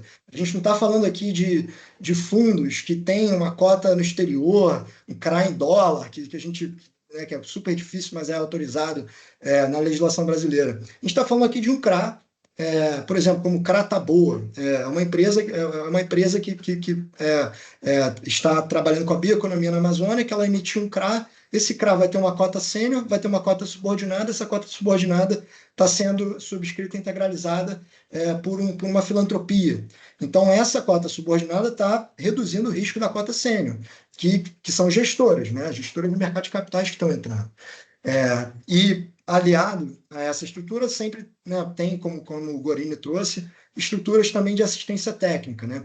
E aí foi até perguntado, por que assistência técnica? Porque geralmente esses projetos inovadores que estão recebendo recurso, eles precisam de uma estruturação, né, uma preparação para eles se tornarem projetos financiáveis, né? Então aqui a assistência técnica é fundamental para que os projetos consigam apresentar um modelo de negócio robusto, consigam conseguir apresentar modelos, passar na auditoria do banco. Então, a assistência técnica é fundamental. Assistência técnica institucional e também técnica no sentido daqui, bioeconomia da produção, né? Pode tratar de métodos produtivos mais sustentáveis. Mas, além do CRA, por exemplo, você tem a estrutura dos fundos, que segue na mesma linha de subordinação. E aqui eu queria trazer um caso inovador que é do Band, que foi mencionado já, que é um banco de desenvolvimento do Espírito Santo, que esse banco ele opera royalties de petróleo e mineração do Estado. Então, o Estado ele tem grandes empresas como Vale, ArcelorMittal, Petrobras, ele recebe royalties dessas atividades, e o Estado resolveu utilizar 500 milhões de reais que ele tem de royalties para criar um fundo que vai ser gerido por uma instituição privada, e com esses 500 milhões ele vai conseguir, por um lado, alavancar mais recurso privado, então os 500 milhões vão se tornar eventualmente 2 bilhões de reais, e na outra ponta também reduzir o custo de crédito daquele tomador que está no Estado. Então, foi assim, é super inovador, porque é um Estado usando o recurso que ele poderia usar para outras coisas, para investir no futuro do próprio Estado. Então, o Estado já tem uma política de descarbonização que identifica setores prioritários, como os que eu mencionei aqui, eletrificação de frota de ônibus de empresa que está no Estado, restauração florestal, biometano, por exemplo, e ele vai utilizar esse recurso para financiar essas empresas que estão no Estado e que, para as empresas que querem executar esses projetos, vão ter uma taxa de juros mais benéfica do que uma taxa de juros de mercado. Então, de certa forma, o subsídio vai ser utilizado para alavancar e também reduzir o crédito. Você tem outros exemplos, por exemplo, de garantia, que foi mencionado aqui, né, o Corporate Guarantee, mas tem também o Agri 3, que é uma estrutura inovadora no mercado internacional, que ela tem recurso da cooperação bilateral, então tem recurso do Reino Unido, aliado, por exemplo, a Rabobank, né, banco comercial, e Jeff, que é um banco, que é um fundo climático multilateral. Eles criaram um grande fundo, um fundo global, que presta garantia para projetos climáticos no mundo inteiro. Então, tem projetos aqui no Brasil, no setor agro, que já estão recebendo essa garantia e tem taxas bem atrativas, né? É um caso que vale a pena dar uma olhada. Agri 3. E aí, só para fechar, na questão do EcoInvest, que já foi muito mencionado aqui, tiveram, né, esses dois leilões que foram bem sucedidos, mas é importante dizer que o EcoInvest ele tem outras linhas. Essa linha de financiamento de projeto é apenas uma delas, mas eles têm, o Tesouro, junto com o BID, criou outras duas linhas de proteção de hedge cambial, que é aqui, eu até fui olhar, pegar uma cola aqui, que é o fomento hedge cambial e contingência de liquidez. Então, são dois tipos de mecanismos do Tesouro que usa recursos do Fundo Clima, né, que são recursos que o Brasil captou lá fora com título sustentável, né, e ele trouxe esses recursos para o Fundo Clima, e aí o Tesouro está usando o subsídio do Fundo Clima para financiar projeto, estruturar projeto e também a questão da proteção cambial. E esse exemplo de Blended Finance foi tão bem sucedido, que agora o BID, em julho, lançou um programa que não é só para o Brasil, que é para a América Latina, inspirado nesse EcoInvest, que é o FX Edge, né? Basicamente replicar esse caso do EcoInvest para outros países. Então você vê que o Brasil está na liderança dessas discussões, está implementando e agora a gente está exportando esse modelo para outros países. Só para fechar, que agora eu já estourei meu tempo, mas tem um fundo que se esse fundo der certo, que também é uma proposta do Brasil, que é o TFFF, né, que é o Fundo Florestas Tropicais para Sempre, que é um fundo gigantesco de 125 bilhões de reais, que é um blended finance, porque dos 125 bilhões, 25 vão vir de fundos soberanos, né, para financiar, para fazer um pagamento por resultado para aqueles países que estão conservando suas florestas tropicais. Então, o Brasil colocou isso na agenda da COP30, está desenhando esse instrumento junto com o Banco Mundial, que, se der certo, vai ser o maior instrumento de blended finance do mundo para conservar a floresta tropical e que vai poder beneficiar mais de 70 países, inclusive o Brasil. Só para fazer um complemento minúsculo, a The Hills perguntou sobre exemplos de empresas brasileiras. Eu acho que vale mencionar, né, o Fundo Vale tem sido super importante em capital catalítico, né, ele entrando em Belterra, Conexus e outros, ele entra na subordinada, né, o Pugas pode contar mais. Natura, com o Fundo CAUA, né, que é também Sistema Agroflorestal na Bahia, também, né, você tem o capital catalítico da Arapiaú. Esse exemplo que o Luca deu do Bandes, eu acho maravilhoso, porque usar royalties do petróleo para descarbonizar um estado deveria virar lei. Deveria virar lei. Eu acho que, né, a gente tem outros capitais de empresas de fora, né, como Unilever, que está entrando aqui, esse edital de soja regenerativa, e aí outros que a gente falou de food system, né? A gente tem outros players grandes entrando no Brasil com isso também. Então, era só para dar alguns exemplos. Boa, Fê. E Obrigado. não se esquecendo, Fê, também do Fundo de Bioeconomia da Petrobras, que também é um exemplo excelente de como que pode se organizar a partir de recursos de philanthropy das empresas. Então, só acrescentar isso também. Boa. PetroFriends. Legal, pessoal. Obrigado, Fernanda, Pugas, Luca. Pessoal, o espaço aqui é aberto para perguntas no chat. Fiquem à vontade para também levantar a mão aqui, caso queira compartilhar. Eu queria aproveitar aqui que a Fernanda já puxou aqui a pergunta da Denise, para trazer uma questão aqui. Pugas, na tua fala, você trouxe bastante, né, desse movimento de entrada de novos atores aqui, né?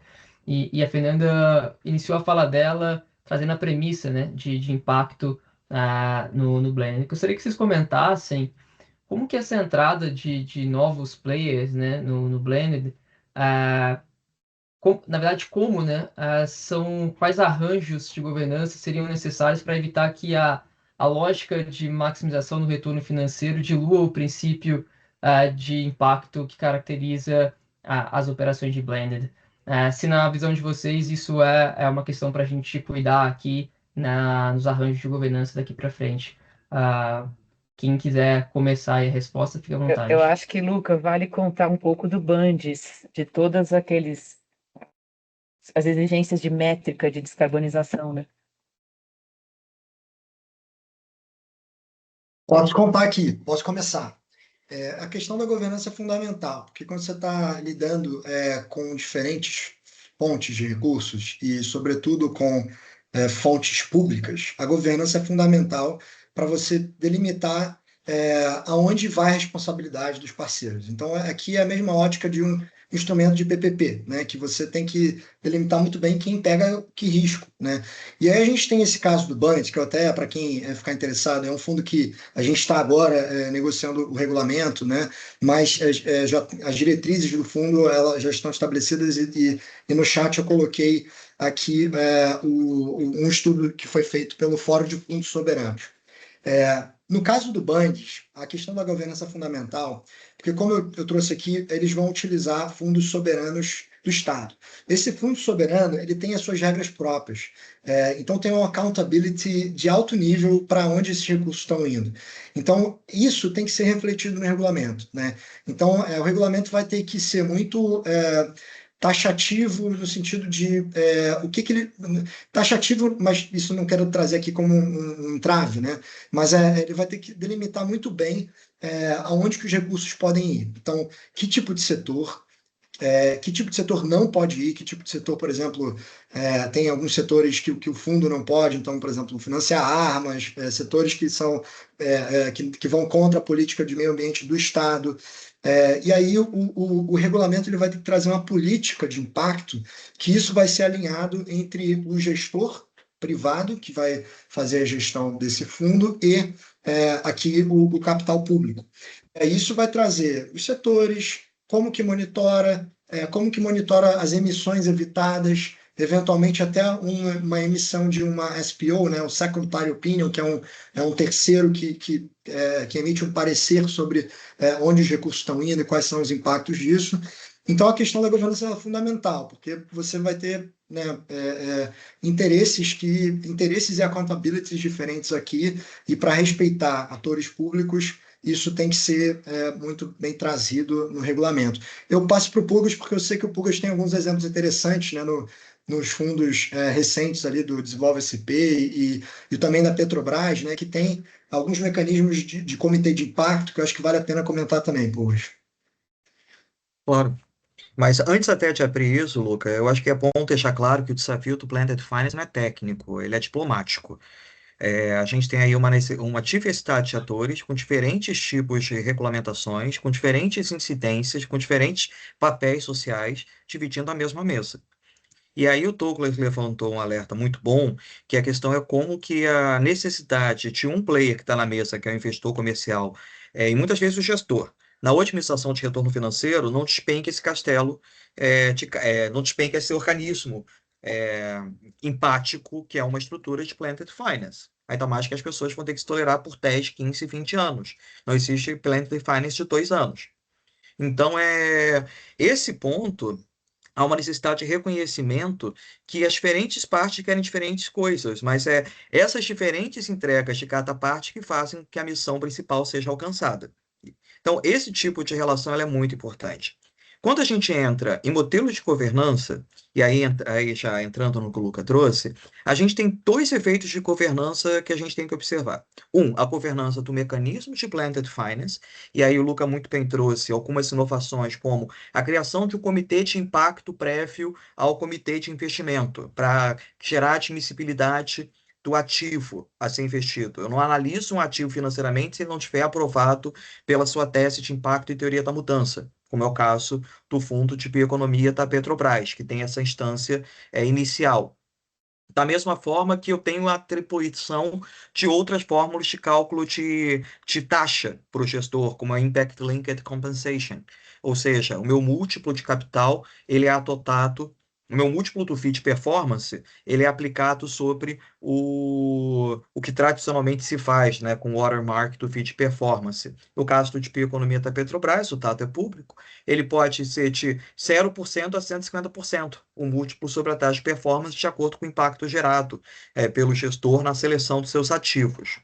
Isso demanda um compliance e monitoramento gigantesco de impacto, porque aqui não é só uma questão de falar, vou publicar um relatório, é uma questão que eu vou ter que declarar como gestor que eu receber aquele FIT performance baseado nessa justificativa. Entra um ente regulatório aqui hipercomplexo, que é a aferição de FIT performance, que é baseado num cálculo de impacto.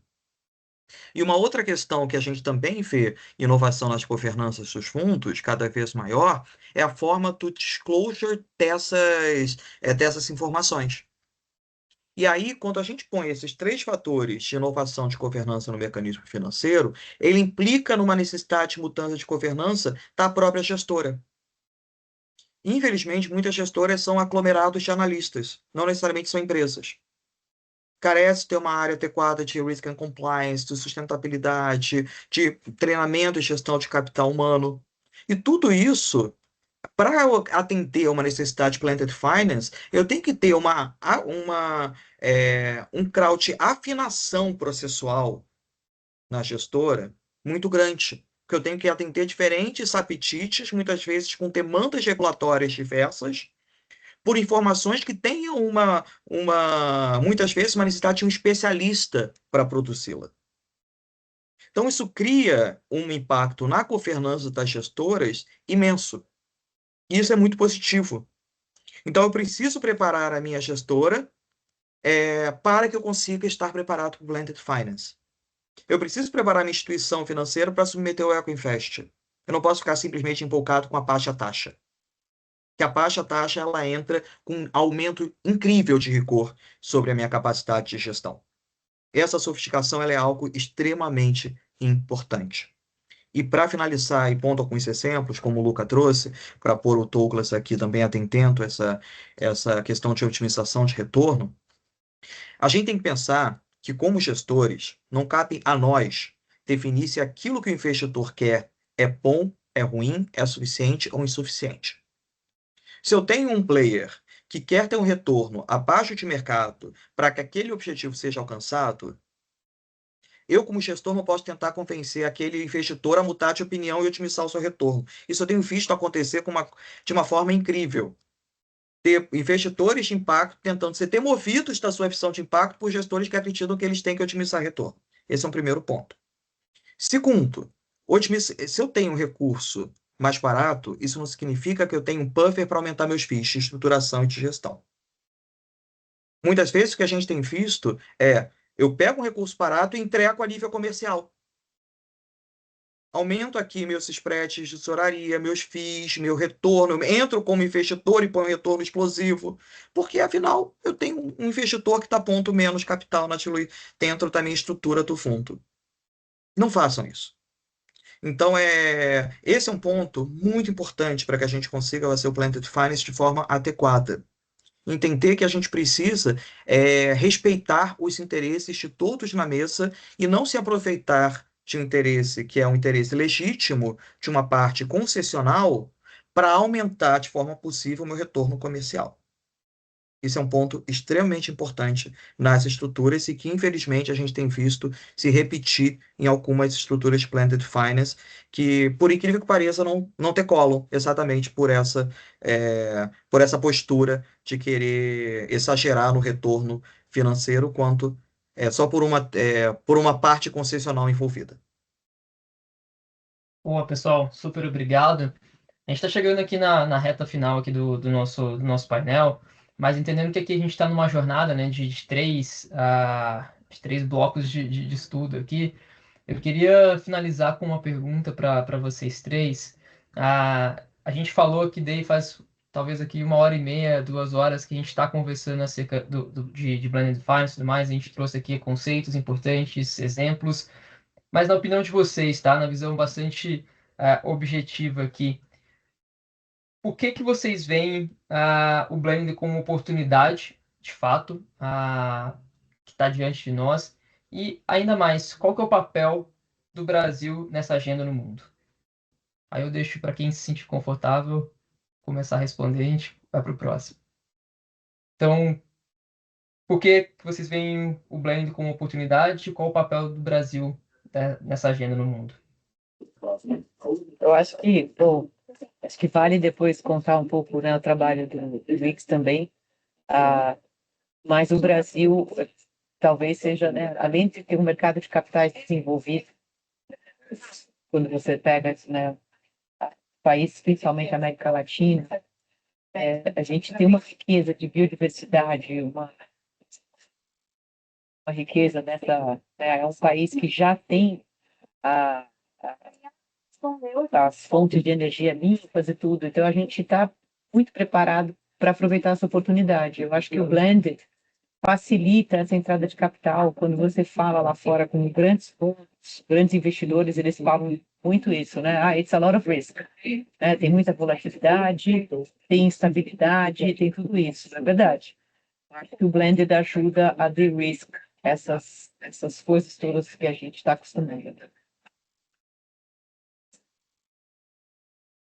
Talvez para complementar, trazendo essa perspectiva global, geopolítica, nos debates internacionais é muito interessante quando a gente está discutindo blended e financiamento climático internacional, porque quando a gente está numa mesa com africanos e que eles estão apresentando os projetos deles, basicamente a gente vê assim, uma demanda por grants, recursos de grants, porque são países que não têm o setor financeiro e o mercado de capitais tão desenvolvido como o Brasil. Então, o Brasil ele tem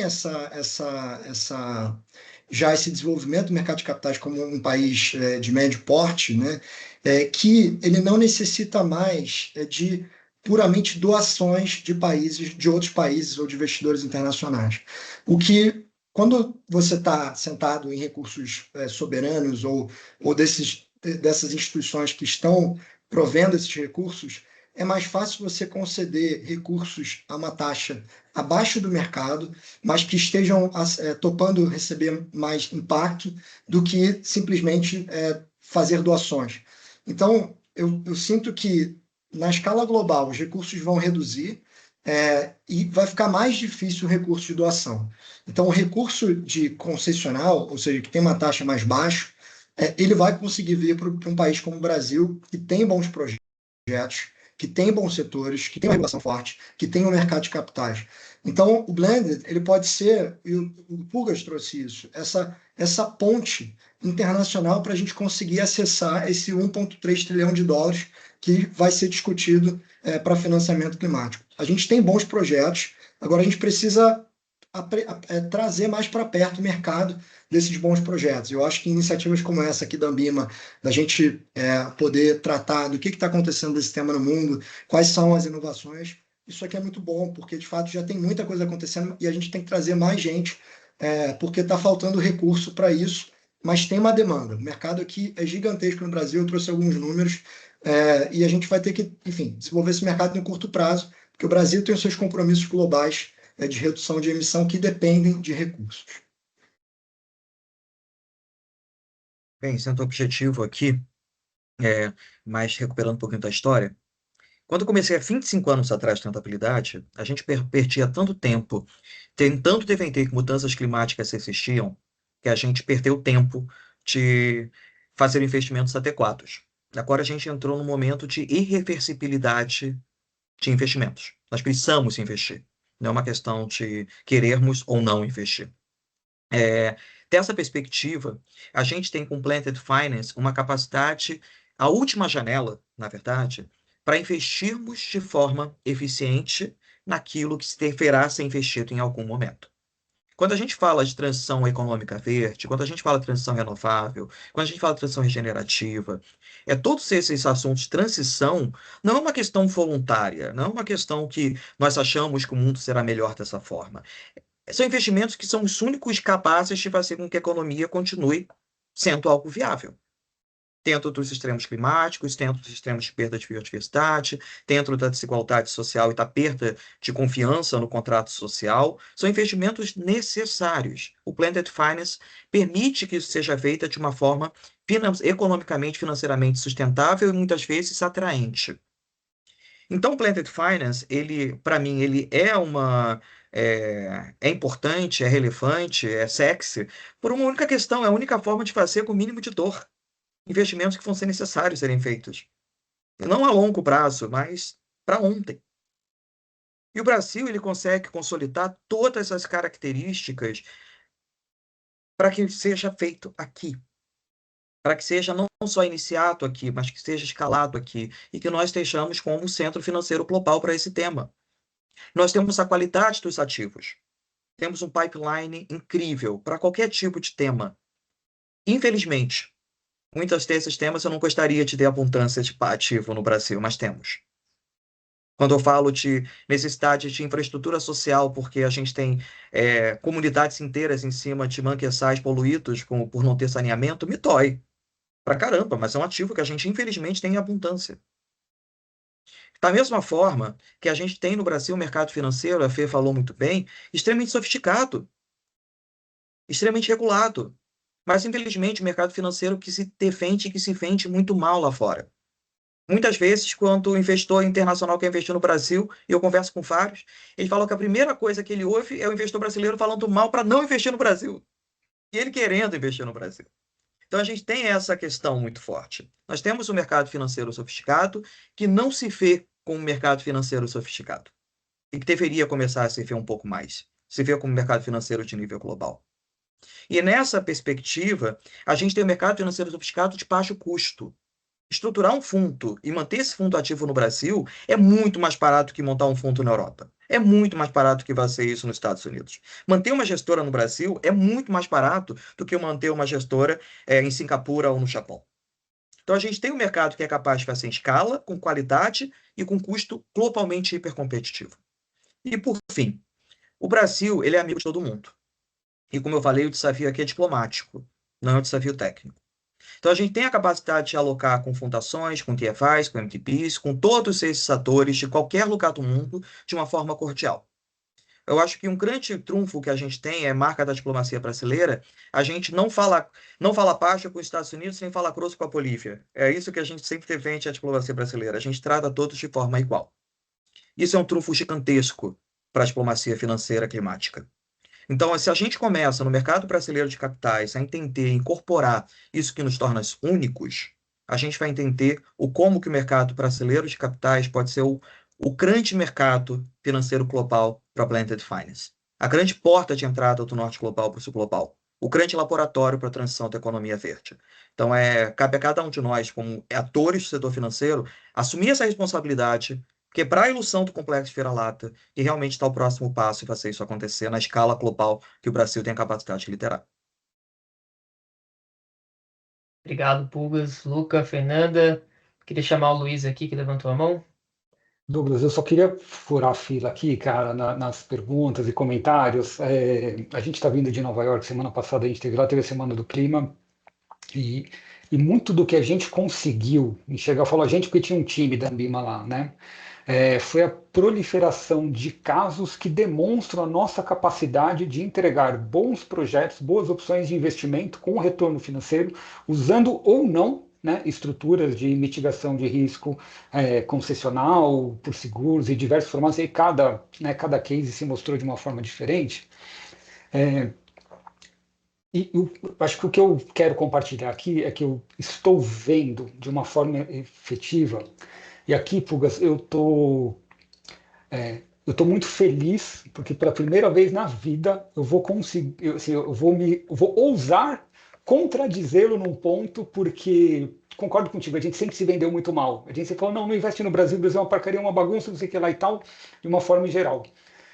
Não foi esse mood que eu senti em Nova York semana passada, tá? E volto de lá, assim, cara, muito feliz, assim, por olhar o pessoal batendo no peito e falou, cara, vem que temos um mercado sólido, temos produtos estabelecidos, temos, né, uma estrutura de governança, a gente tem uma CVM forte, a gente tem uma estrutura regulatória, a gente tem regulação, autorregulação. Foi muito bom ver isso, foi muito bom ver o mundo inteiro reunido ali, olhando para o que o Brasil estava falando, e falou, pô, acho que tem molho ali, acho que tem caldo nessa conversa. Eu não poderia, né, terminar essa fala aqui sem destacar a presença. A gente está aqui com a Denise Rios, acho que é uma pessoa que dispensa apresentações. Ela já lançou uma segunda pergunta aqui no chat. Eu queria pedir para a Denise se ela pudesse fazer essa pergunta, porque eu acho que é uma interação importante, tá? A Denise é uma pessoa que vem do mercado financeiro com uma jornada muito forte. Passou pela economia real, pelo setor produtivo, também desenvolvendo, entre outras coisas, casos raríssimos de blended que são usados como referência até hoje. Eu queria pedir para ela trazer, acho que essa pergunta dela, e a gente ter uma discussão no entorno dela, porque eu acho que ela é extremamente relevante para isso que a gente está propondo na jornada. Eu acho que a minha resposta, antecipando um pouco até a fala dela, eu acho que sim. Eu acho que a resposta é sim. Eu acho que é isso que a gente está tentando fazer aqui. Mas eu queria te ouvir, Denise. Você está por aí ainda? Tô sim, né? Impossível deixar, né? Bom, primeiro, Luiz, obrigada pelo convite aí, parabéns, estava ouvindo todo mundo, né? Perdi um pouquinho no começo, mas eu fiz essa pergunta porque eu acho que é um dos temas, né? Uma das questões que a gente tem se colocado como Ambima e como rede, né? E concordo super, né?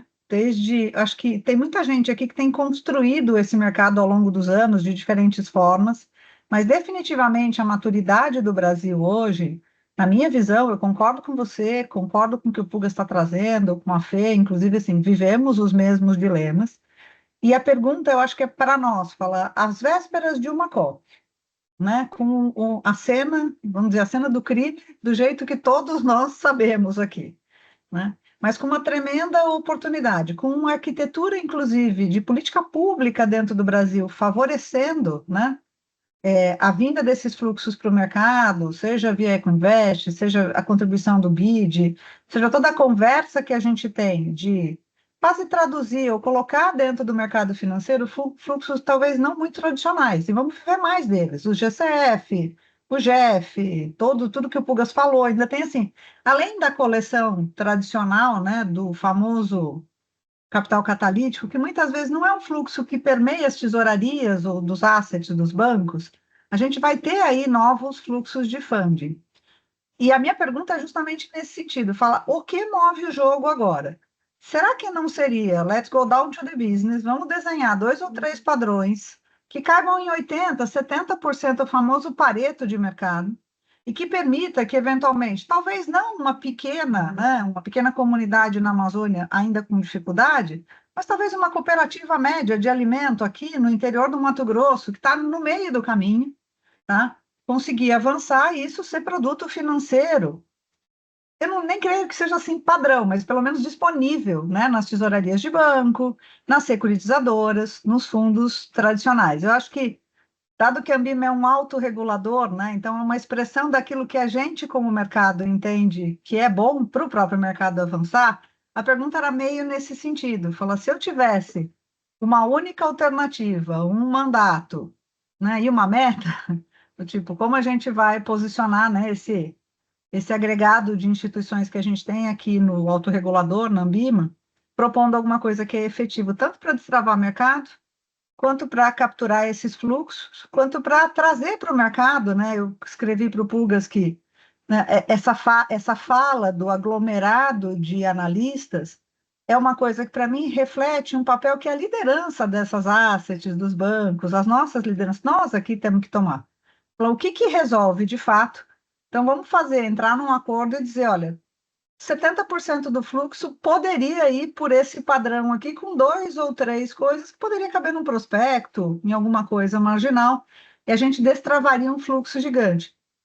E acho que, ao mesmo tempo, já tentando responder minha própria dúvida, um outro papel da Ambima é esse aqui, né? De trazer a gente para conversar e dizer, olha, eu conheço, eu tive lá com os fundos japoneses, a gente foi na Semana do Clima, a Fernanda trazendo tem a experiência, e eu fiz a provocação anterior, né? Da pergunta das empresas fazendo isso, porque tendo a origem que tem no mercado financeiro e tendo feito 2 blended finance na indústria, eu fico com uma crítica a mim mesmo e ao setor. Eu falo assim, desde quando as indústrias deveriam ser boas em fazer coisas que são atribuições do setor financeiro? Tá? Então, acho que é um olhar para nós de assim, tem muito poder na mão, né? O que de fato tá bom para ir para a mesa, fala, então tá bom, se a gente fizer isso e lançar isso, assim como o EcoInvest foi lançado, né? O BIP foi lançado 2 copies atrás, será que a gente não está na beira de fazer o sucesso, de destravar fluxo para projetos que já têm maturidade ou que têm histórico e que não estão nem na categoria do puro impacto, muito menos do puro tradicional, tá? Então, eu acho que tem uma galera em transição que a gente já poderia ajudar a catalisar investimento com alguns padrões, tá? Então, era essa a minha contribuição para a discussão, tá?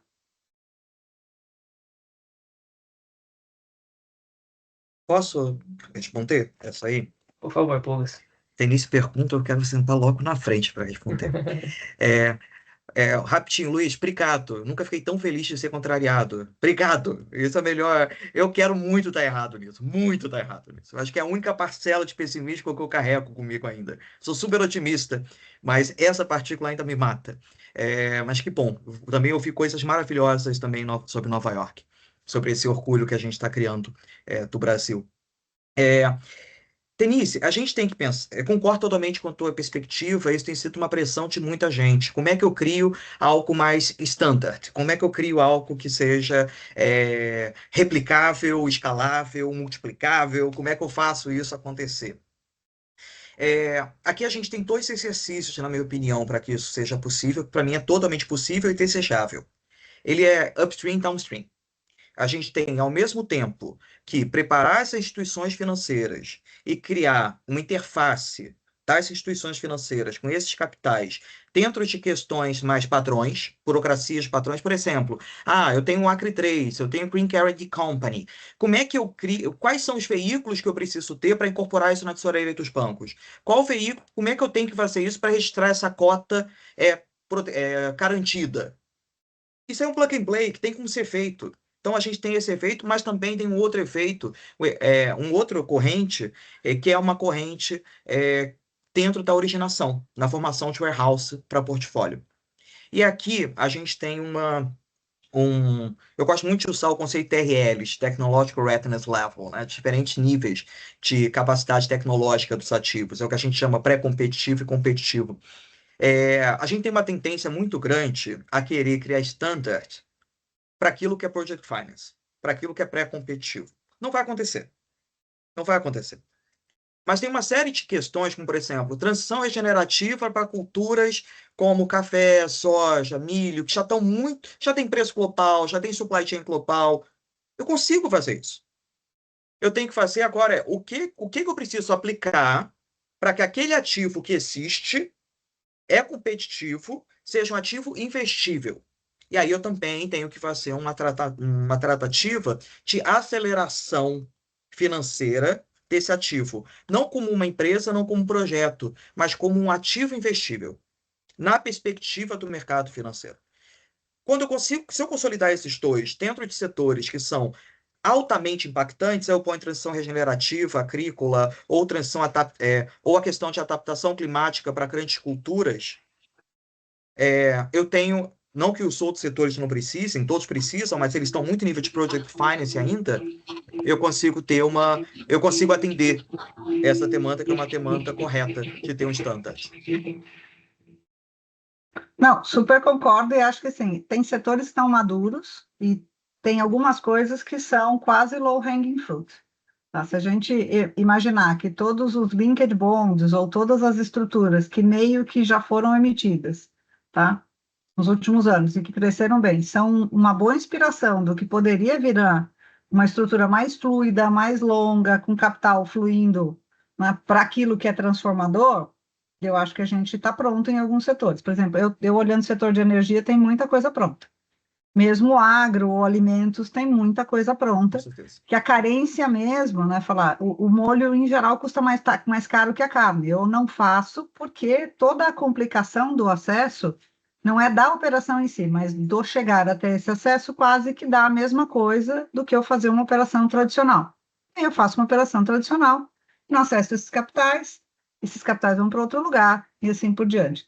Então, acho que a workstream, né, que a gente poderia fazer é nesse sentido, e dizer, falar o que acho que seria, né, o nosso compromisso conosco, de dizer, ao final dessa COP, ou ao início dessa jornada das COPs de finanças, o que a gente poderia levar de compromisso, de estrutura, de processo, para garantir que esse fluxo venha para cá. Porque só me falta, gente, 15 anos de mercado financeiro nesta arena e eu ter que assistir que esse fluxo vai parar em outro lugar, não na minha vez. Muito bom, muito bom. Exatamente. Obrigado, Denise. Pulgas, Fernanda, Luca, Luiz, queria agradecer a participação de vocês. Obrigado por terem aceitado aqui o nosso convite. Obrigado, Denise, pela riquíssima intervenção. A gente pivotou aqui um pouquinho a agenda, mas eu acredito que tenha sido por uma excelente causa. A gente tinha um exercício aqui planejado, mas a gente vai ficar para o nosso segundo encontro, então já deixo aqui esse convite. Eu passo a bola para o Luiz para fechar esse nosso encontro aqui. Mais uma vez aos panelistas e a Denise, super obrigado aqui. Luiz, contigo. Valeu, Doug. Pessoal, mais uma vez, assim, agradeço, reforço, né, nosso agradecimento pela conversa de hoje. Eu acho que é o primeiro de 3 encontros, né? Esse encontro, ele abre essa nossa conversa.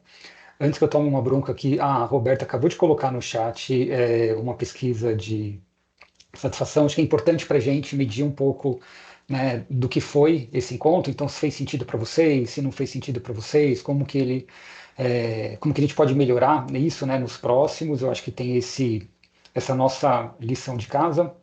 Tá?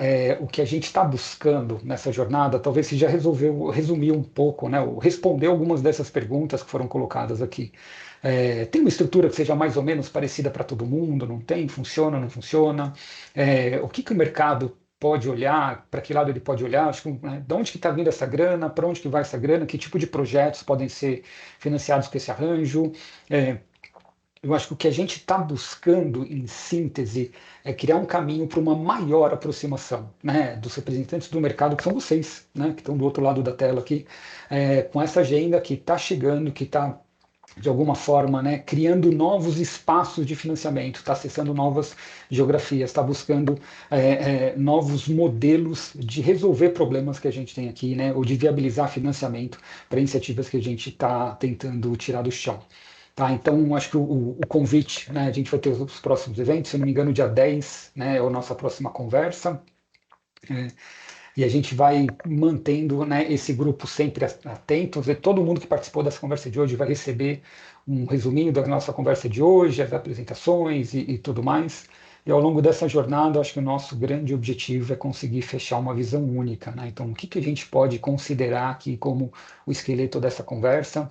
Diante de todos os desafios, né, diante de todas as particularidades que a gente discutiu hoje, como que a gente consegue diminuir um pouco de incertezas que ainda pairam no ar quando essa agenda ela é colocada em prática, e como que a gente consegue fazer uma alavancagem desse capital, né, privado, esse capital comercial, para viabilizar, né, todas essas ferramentas de transição que a gente está colocando em prática. Então, super obrigado por todo mundo, né, para todo mundo por essa participação, pelas perguntas, pelas respostas. Nossos eventos eles vão ser nesse formato, tá? Para quem está se conectando aqui com a Rede Ambima de Sustentabilidade pela primeira vez, sempre microfone e câmera aberta. A ideia é que seja um grande bate-papo. 30, 40, 50, 100 pessoas. Eu acho que quanto maior, né, o número de pessoas participando, melhor a nossa interação, mais dúvidas a gente consegue colher, né, e com isso a gente consegue gerar mais respostas ou entender melhor quais são os pontos de dúvida para pensar, né, o que vai ser a jornada de Blended de 2026, o que a gente vai pensar, né, como próximos caminhos e próximas dúvidas. Tá? Tô vendo alguns comentários, a gente pode mandar convite do terceiro evento. A gente. Rô, me ajuda aqui se a gente já disparou isso ou se a gente ainda vai disparar esses convites. Acho que é o último pedido que eu te faço hoje. A Rô é quem está tocando isso no time. Oi, gente, boa tarde. A gente já disparou, mas a gente manda novamente agora para todos os participantes, todo mundo que estava registrado, a gente manda o sumário executivo e aí manda esse link também. Perfeito. Então é isso. Pessoal, super agradeço, obrigado pela participação de todo mundo. Fernanda, nossa diretora, obrigado pela colaboração, pelo apoio de sempre. Denise, obrigado pela participação especial. Pulgas, Luca, obrigado mais uma vez por terem, né, compartilhado bastante do seu conhecimento com a gente. Douglas, Gorini, todo o time da Dynamo que tem tocado aqui a jornada Go Blended, né, que faz esse ponto de apoio aqui na Ambima, assim, é super importante, né, a participação de vocês, a gente fica muito feliz em contar, né, com a generosidade de vocês compartilhando conhecimento todo histórico e viabilizando com que esse grupo todo consiga evoluir continuamente. E é isso, gente, acho que a gente manda notícias em breve. Mais uma vez, obrigado pela presença e vamos em frente, tá bom? Vou encerrar por aqui e a gente se fala em breve. Valeu, pessoal!